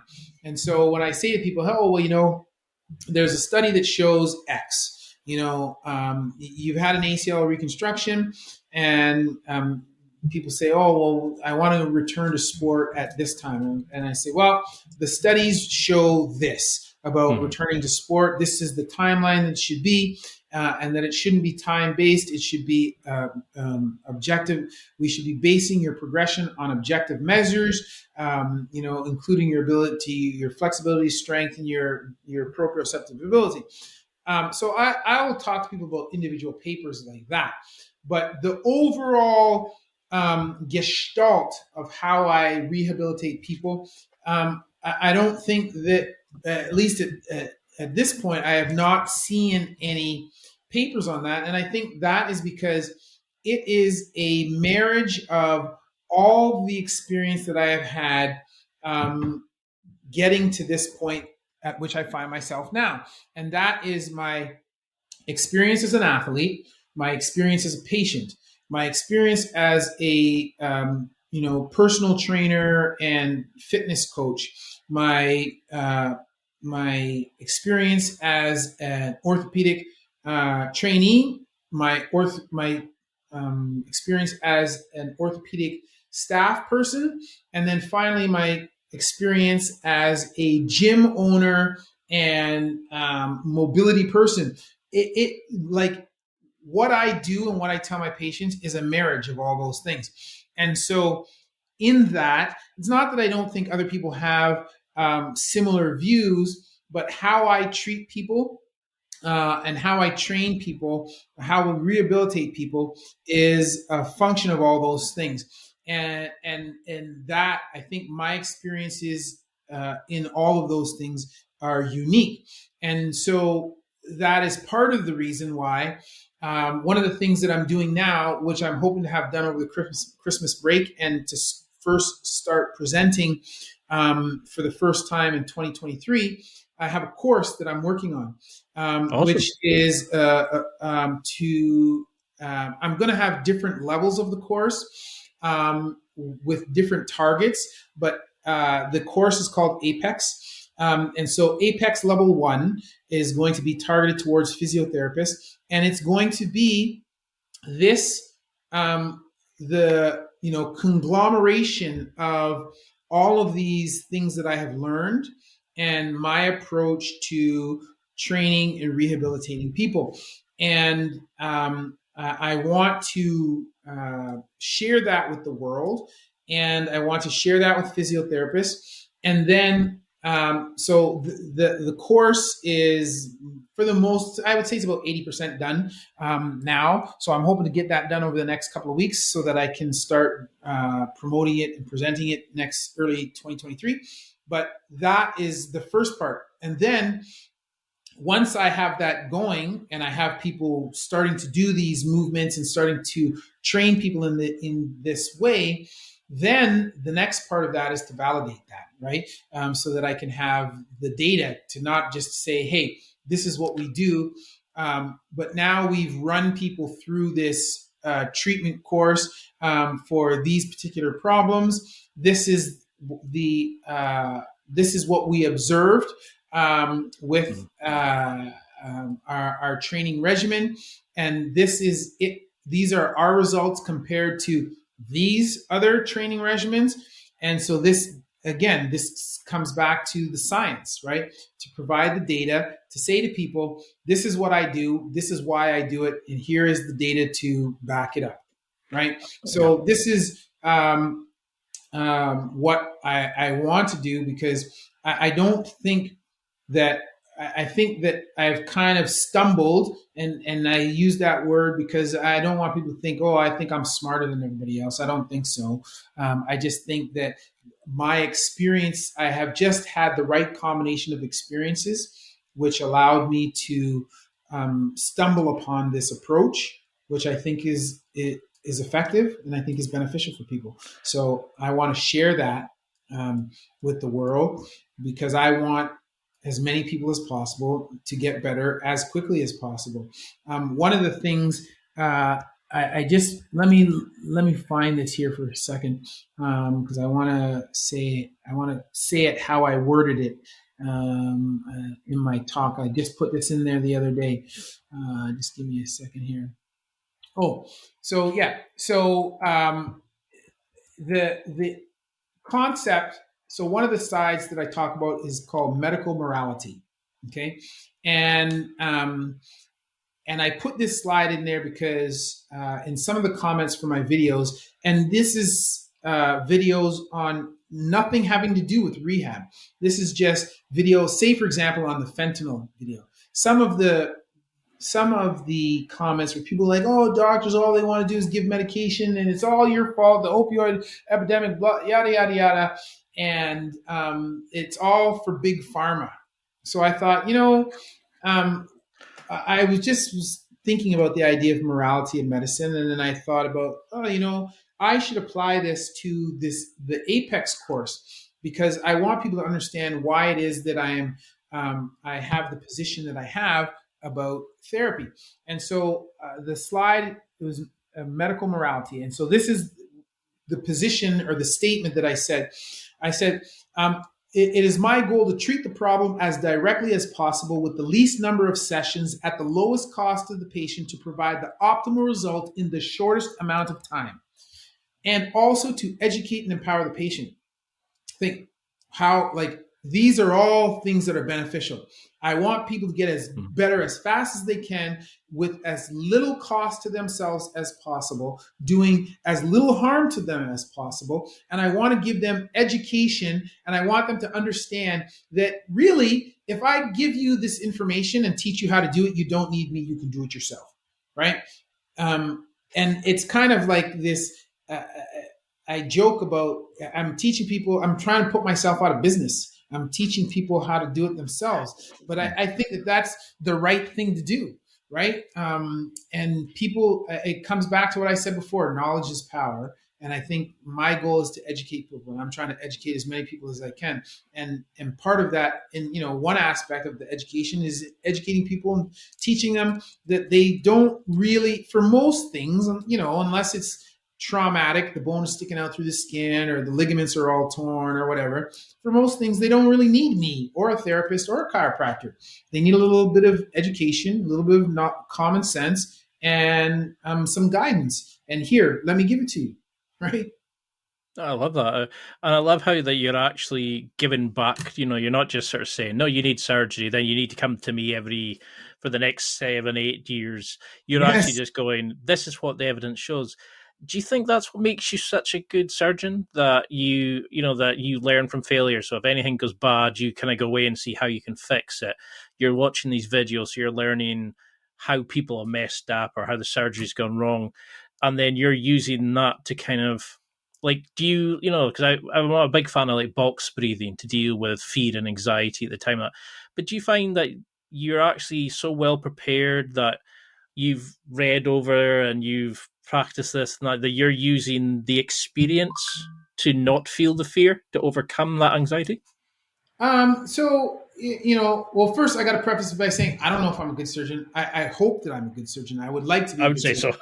So. But I know that, one of the areas around which I feel very confident is that I'm a technician. I use my hands, and I feel very confident about my ability to use my hands. But I often say to students or to people when they ask, if they say to me, well, what's your favorite case? What's your favorite kind of surgery to do? Like, I'm primarily trained as a sports guy, but I do all kinds of orthopedic surgeries. And some of my favorite cases have nothing to do with sports. And the cases that I enjoy the most are the ones that frighten me the most.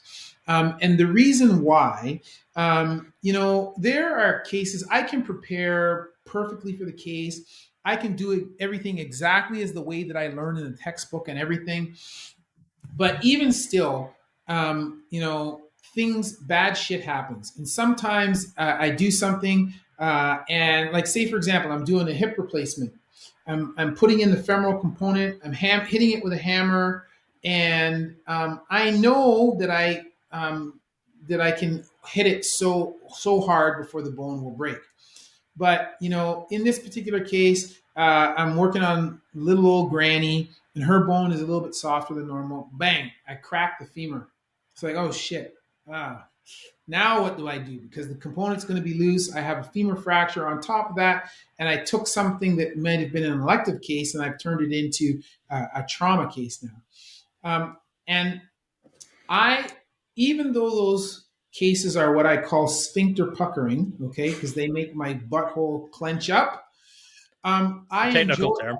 I don't enjoy those cases in the moment that I'm doing them, because it's like, oh shit, how do I deal with this problem? But in hindsight, I enjoy those cases. And the reason why I enjoy those cases is because they challenge me, right? This is not the way it looked in the textbook. How am I going to fix this thing? How am I going to figure out how to get out of this problem? I enjoy those. And I enjoy the challenge of trying to come up with a novel way to deal with this that somebody might not have thought about before. And so reading what I read and, looking at the content that I do or making the content that I do is just part of the process of me gathering more information. There are lots of times when I look at what I do and like where I've taught myself skills. So say, for example, as I said, I'm a general orthopedist because I work in a community hospital, but I am trained primarily as a sports orthopedist. And I would say, like, normally when you look at sports orthopedic surgeons, they usually do one joint. So they're a shoulder guy, they're a knee guy, I'm a hip guy. I am not that. I have learned to do arthroscopy, so arthroscopic, minimally invasive surgery in all of those joints. And for some of that stuff, so for example, hip arthroscopy, I've largely trained myself. I was exposed to it for a short period of time during my fellowship, but I learned how to do that myself, trained myself how to do that. And I've trained myself to the point where I could say that I am, we just had a paper. I'm part of a group, an international group called the Define Group. And that paper was just published in the Arthroscopy Journal today. And I'm one of the authors on that paper, even though I'm not an academic guy. And I was invited to be part of that group because of the recognition of, what I was doing in hip arthroscopy in my country. And I am very proud of the fact that I taught myself basically how to do hip arthroscopy. And but it wasn't just in that, I went and did some courses. Part of what I learned was from other stuff that had nothing to do with hips. I took skills that I had learned from knee arthroscopy and skills that I had learned from shoulder arthroscopy. And I said, hey, what they do in the hip is kind of similar. And we use kind of some of the skill set. So I wonder if this thing that I do on a weekly basis over here in the shoulder and this thing over here that I do on a weekly basis in the knee, if I could try those things over here in the hip and if they would work. And, I took those skills that I learned elsewhere and just kind of shifted focus a little bit and said, okay, I know this is a different joint. It looks different, but I know how to do the skills already. Mm-hmm. And if I can wrap my head around the joint looking different, I can just take these skills that I do over here, apply them over here, and I can do it. And what do you know? It works, right? So I think that there's some fear, certainly in some situations, but I now recognize that in orthopedics, and I'm sure it's this way in other areas as well, but in orthopedics, there are some core skills, okay? And those core skills apply whether I'm working in shoulder, the knee, the ankle, whatever. There are some core skills. And just because the landscape looks different, I know how to do these skills, right? And so I just have to take these skills from this landscape, bring them over to this canvas, and now work in a different landscape. And I have comfort. So even in these challenging situations, I have comfort in knowing, I can manage this. it's challenging, but I can manage this because I know how to do X, Y, and Z. And those guys over here that are already doing this thing, they're just doing X, Y, and Z. They're doing X, Y, and Z with a different background than what I'm using over here. But I can just take those skills and apply it to this background. And eventually, if I do that enough, then the background becomes very familiar, and then I am comfortable with that as well. No, I love that. I love that approach of you kind of saying, well, can we use this? And then you're using the experience, and then you're looking at the data, and then you're thinking, did it work? Okay. But, it's like you're saying, it's like people who say, oh, no, that's not the way we do it. You're now proving that, yes, it works, and here's the data that backs it up. And the people who said, no, don't be silly, that'll never work, now accept it as the way it's done. Yes, for sure. I just said to my wife the other day, I'm at this point in my life where I'm not, people saying to me, oh, it can't be done. Like I'm not interested. I don't even want to be around those people because I'm in the business now of figuring out how it can be done. And I'll just point to, although someone said to me the other day, can we pick another person to talk about other than this? I will just point to Elon Musk for a moment. Elon Musk is going a little bit crazy. I will admit he's going off the rails a little bit. But the one thing that I will say about Elon Musk that I very much do admire, people have said to Elon Musk all the time, this can't be done. That's not the way we do it.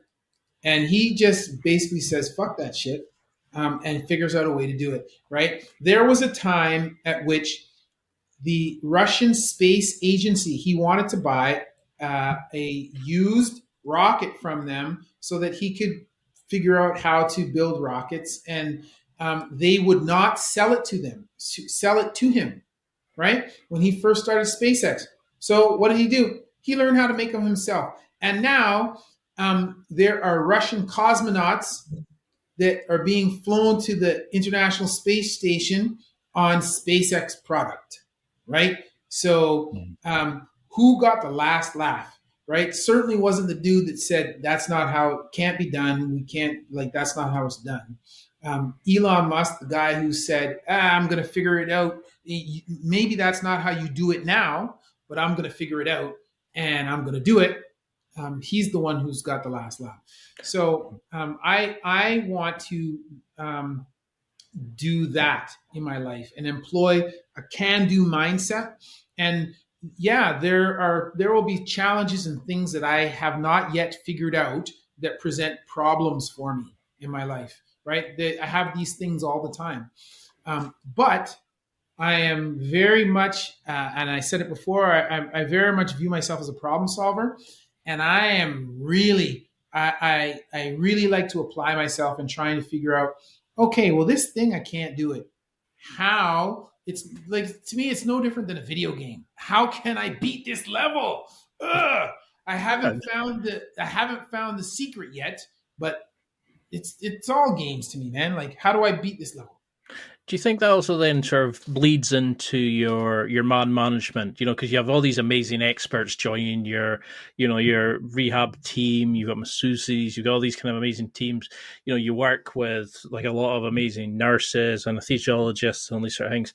Do you think that attitude of we can always try new things? I want you to go away and try different things. If you thought you have a good model of something that might work, let's bring it in and see if it works.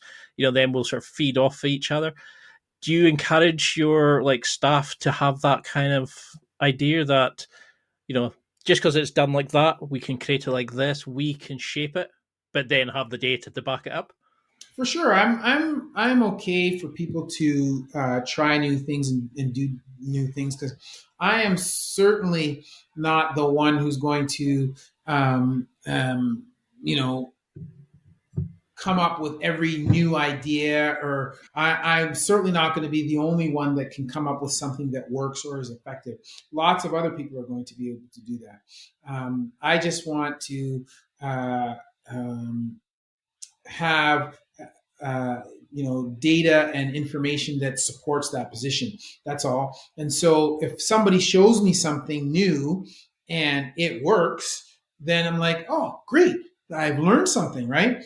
And if they want to try something, I am more than okay to do that or to try that. I want to be able. I don't want them to just say, well, we want to do this thing, or I want to try this thing because I don't want that.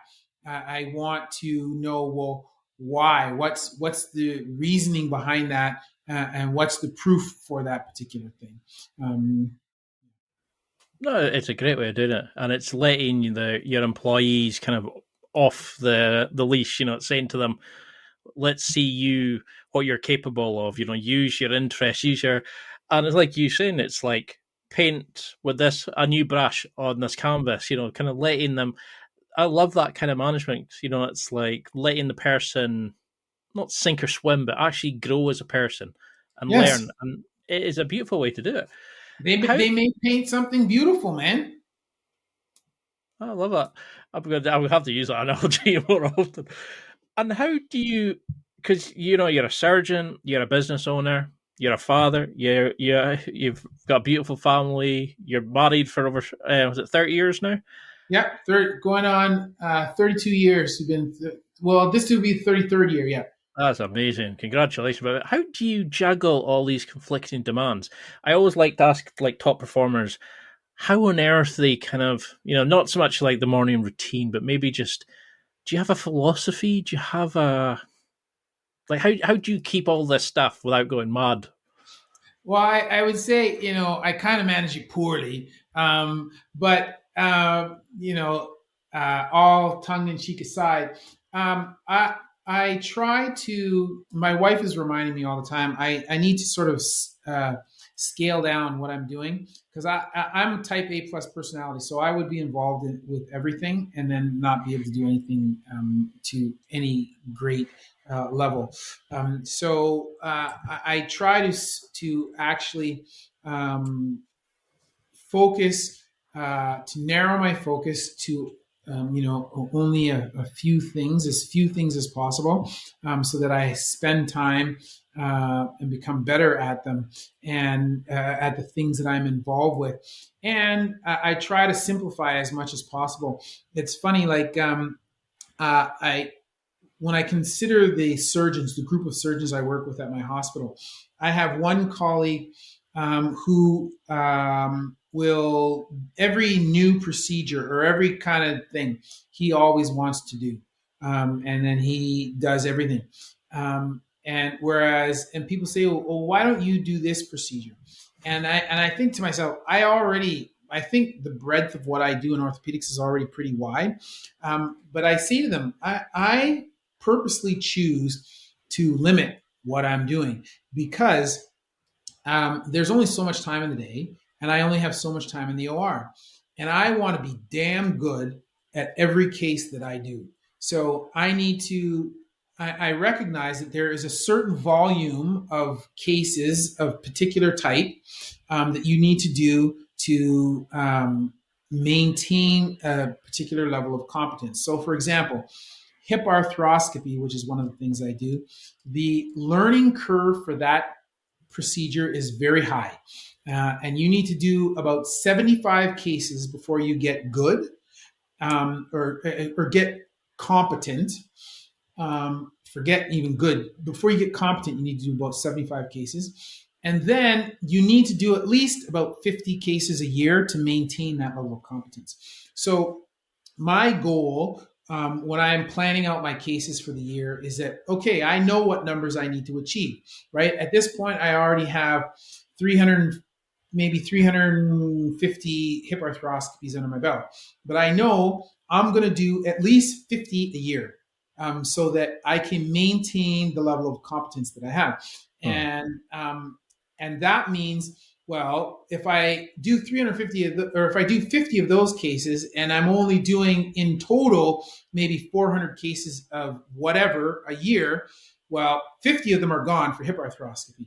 And then if I want to maintain my competence for hip replacements, well, I got to do another 50 to 100 of those. Okay, that's 150 gone. And then I want to do that for knee replacements, so that's another 100 gone. And so that only leaves 100 or 150 more cases, which I can focus on. So that right there, that's only 3 types of surgery that I'm doing. So I have to be careful about what I do with the other 150 so that I can maintain that skill set. And I look at everything that I'm doing that in that same light. So I spend time on YouTube and social media. And I think, well, I want to be good at that. So I'm going to devote some time to that, but that means I need to devote less time to other things. And, some people might look at what I have on my plate now and go, oh my God, you have so much on your plate. Because for some people, they're just orthopedic surgeon, right? For some people, they're just YouTube social media content creators. For some people, they're just gym owners, right? And I'm all those 3 things. And I would say, you know what?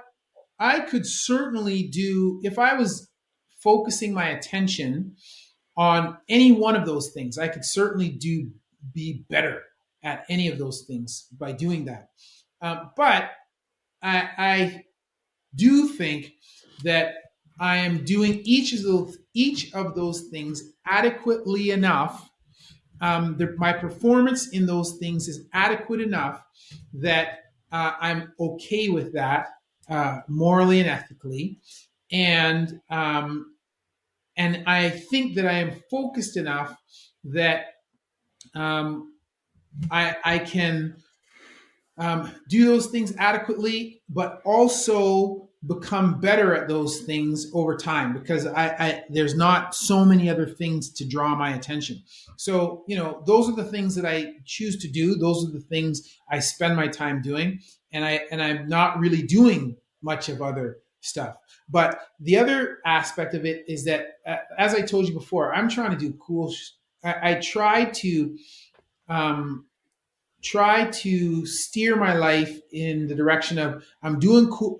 There's cool shit that I like, so I'm going to steer my life towards that cool shit. And I just happen to have been fortunate enough to be able to turn the cool shit that I like into businesses and into work, right? Like, I like doing things with my hand. I like human anatomy. I like medicine. Oh, wow, look, I'm an orthopedic surgeon. I like working out. And I like training people. Oh, well, look, wow, I own a rehab facility. I own a gym. And I like social media, creating content and teaching people. Oh, look at, wow, I'm a content creator, making educational content on fitness, which I love, and orthopedics, which I love. So, it's, looks like I'm doing a lot of things, but I've really kind of narrowed down, and everything that I do comes from that focus. And if I think about in terms of YouTube, and I think about people who grow their channels very quickly, and you can see that you'll hear something where they talk about in content creation, niche down, niche down, niche down, and it seems like if you make your content very specific, it's going to be hard to grow your channel and grow your reach. But in niching down, you become very good at this particular thing.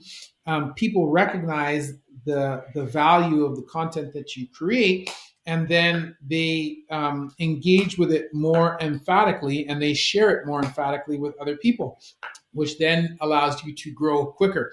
And so I'm trying to, if I think of my life as my whole life as a YouTube video, I'm trying to niche down to make my life about fitness, wellness, orthopedics. And in so doing, that is allowing me to grow exponentially in doing all of the things that sort of come from that. I suppose it's like Gary Vaynerchuk said, it's like you can make a business out of your passion if you crush it, if you spend time on it, creating content on it, and build a brand around it, and you're certainly doing that, and you're changing lives with it. But what tips would you give me just now? Because I'm a single guy now, I've put on the COVID weight, I'm losing that, we get back to the gym, etc. But for a man that's been married 32 years, beautiful family, you're doing all this amazing things.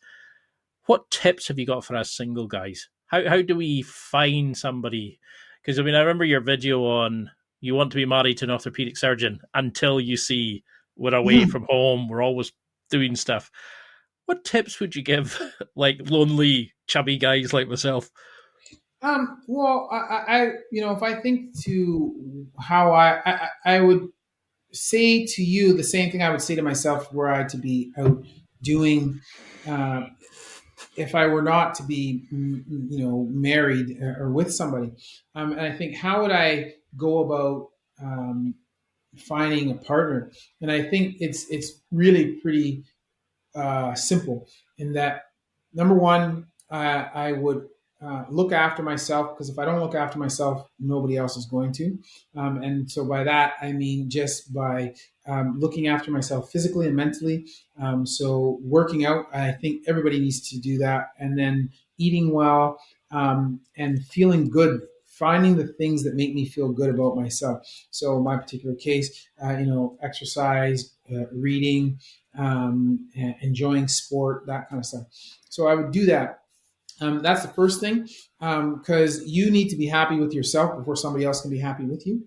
And then I would just go and do the stuff that you love, because if you do the stuff that you love, you are going to enjoy it. You're going to be in a good mood when you do it, and you are going to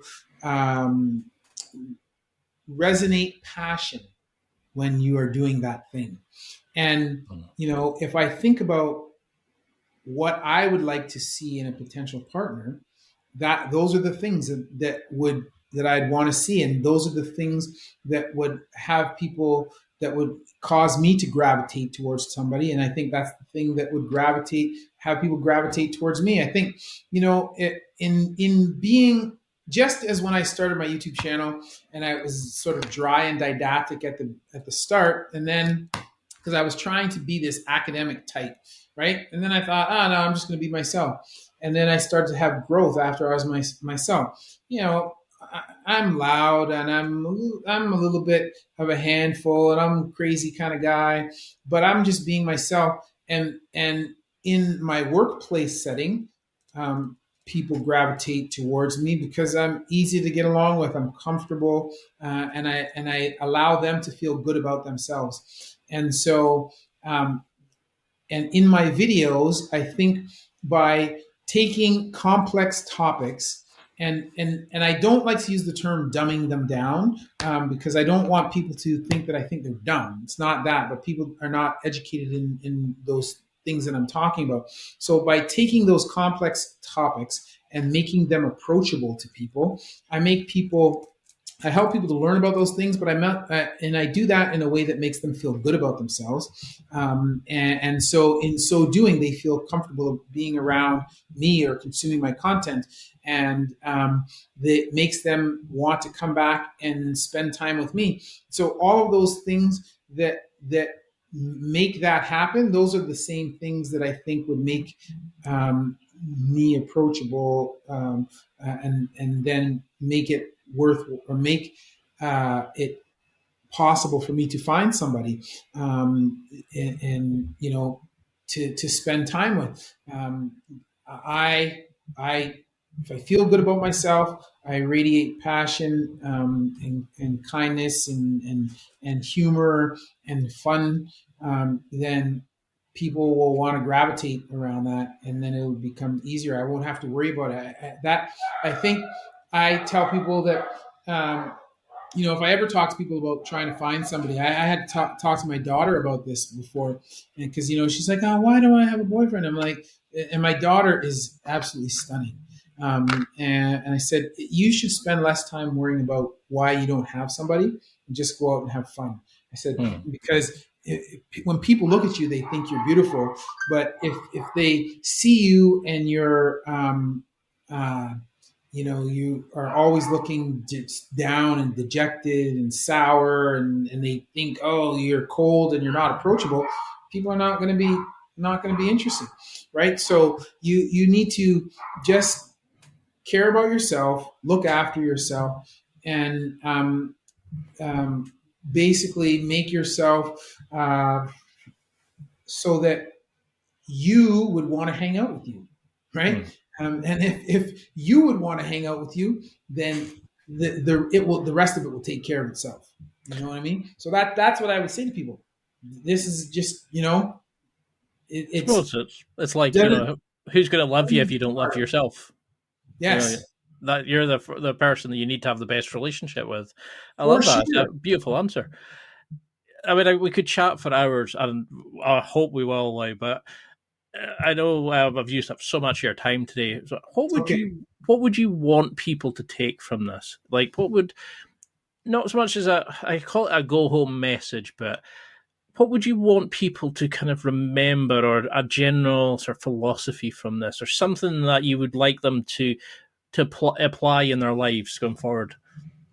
So I guess what I want them to know is basically two things. So number one, education is cool, and learning. We should all strive to learn more, because learning is information, data. These are the currencies of our the world that we live in.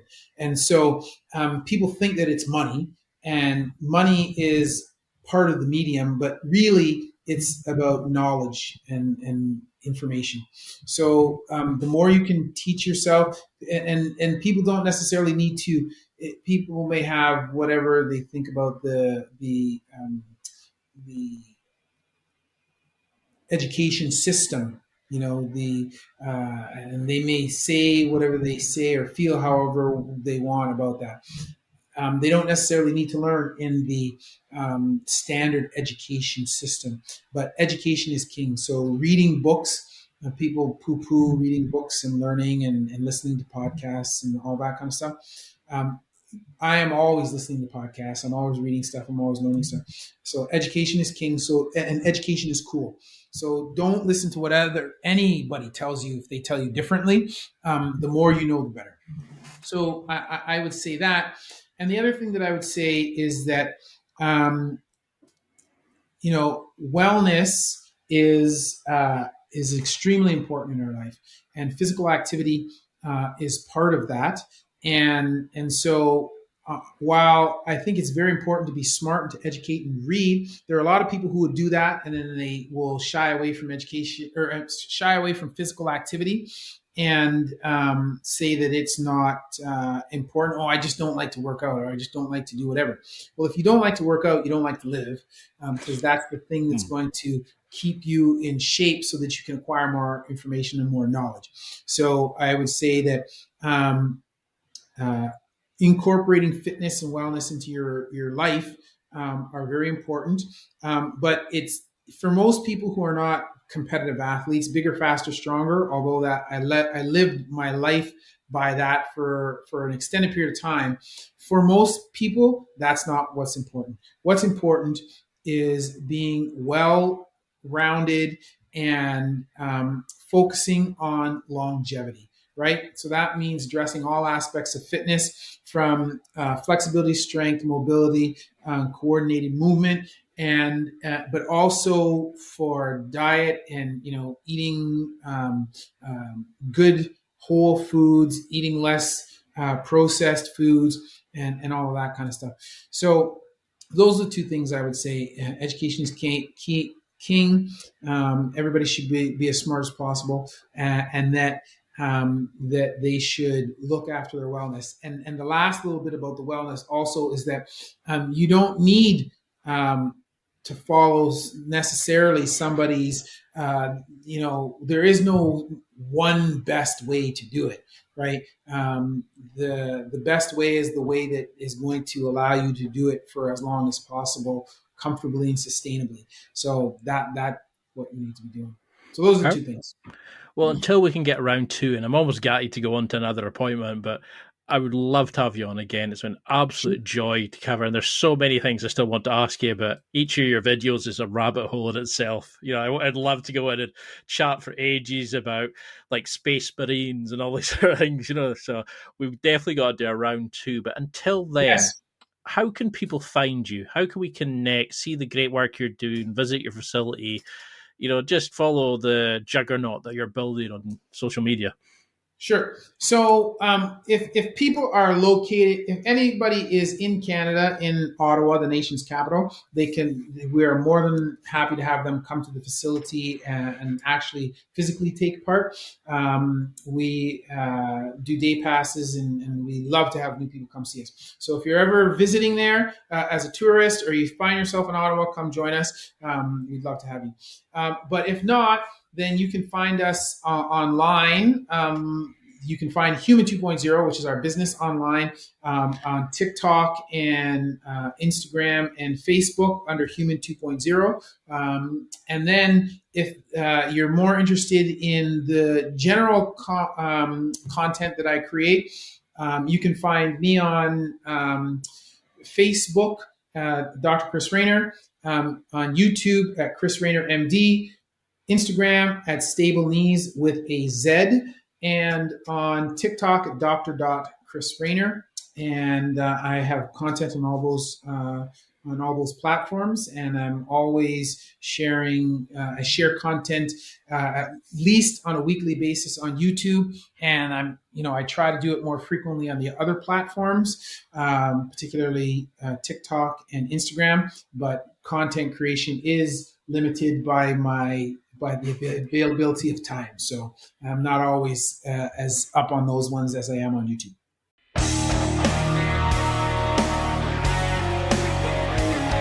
Well, that's it for another week, and thank you for listening. It's now time to take what you've learned and use it to develop and enhance your life with the key points mentioned.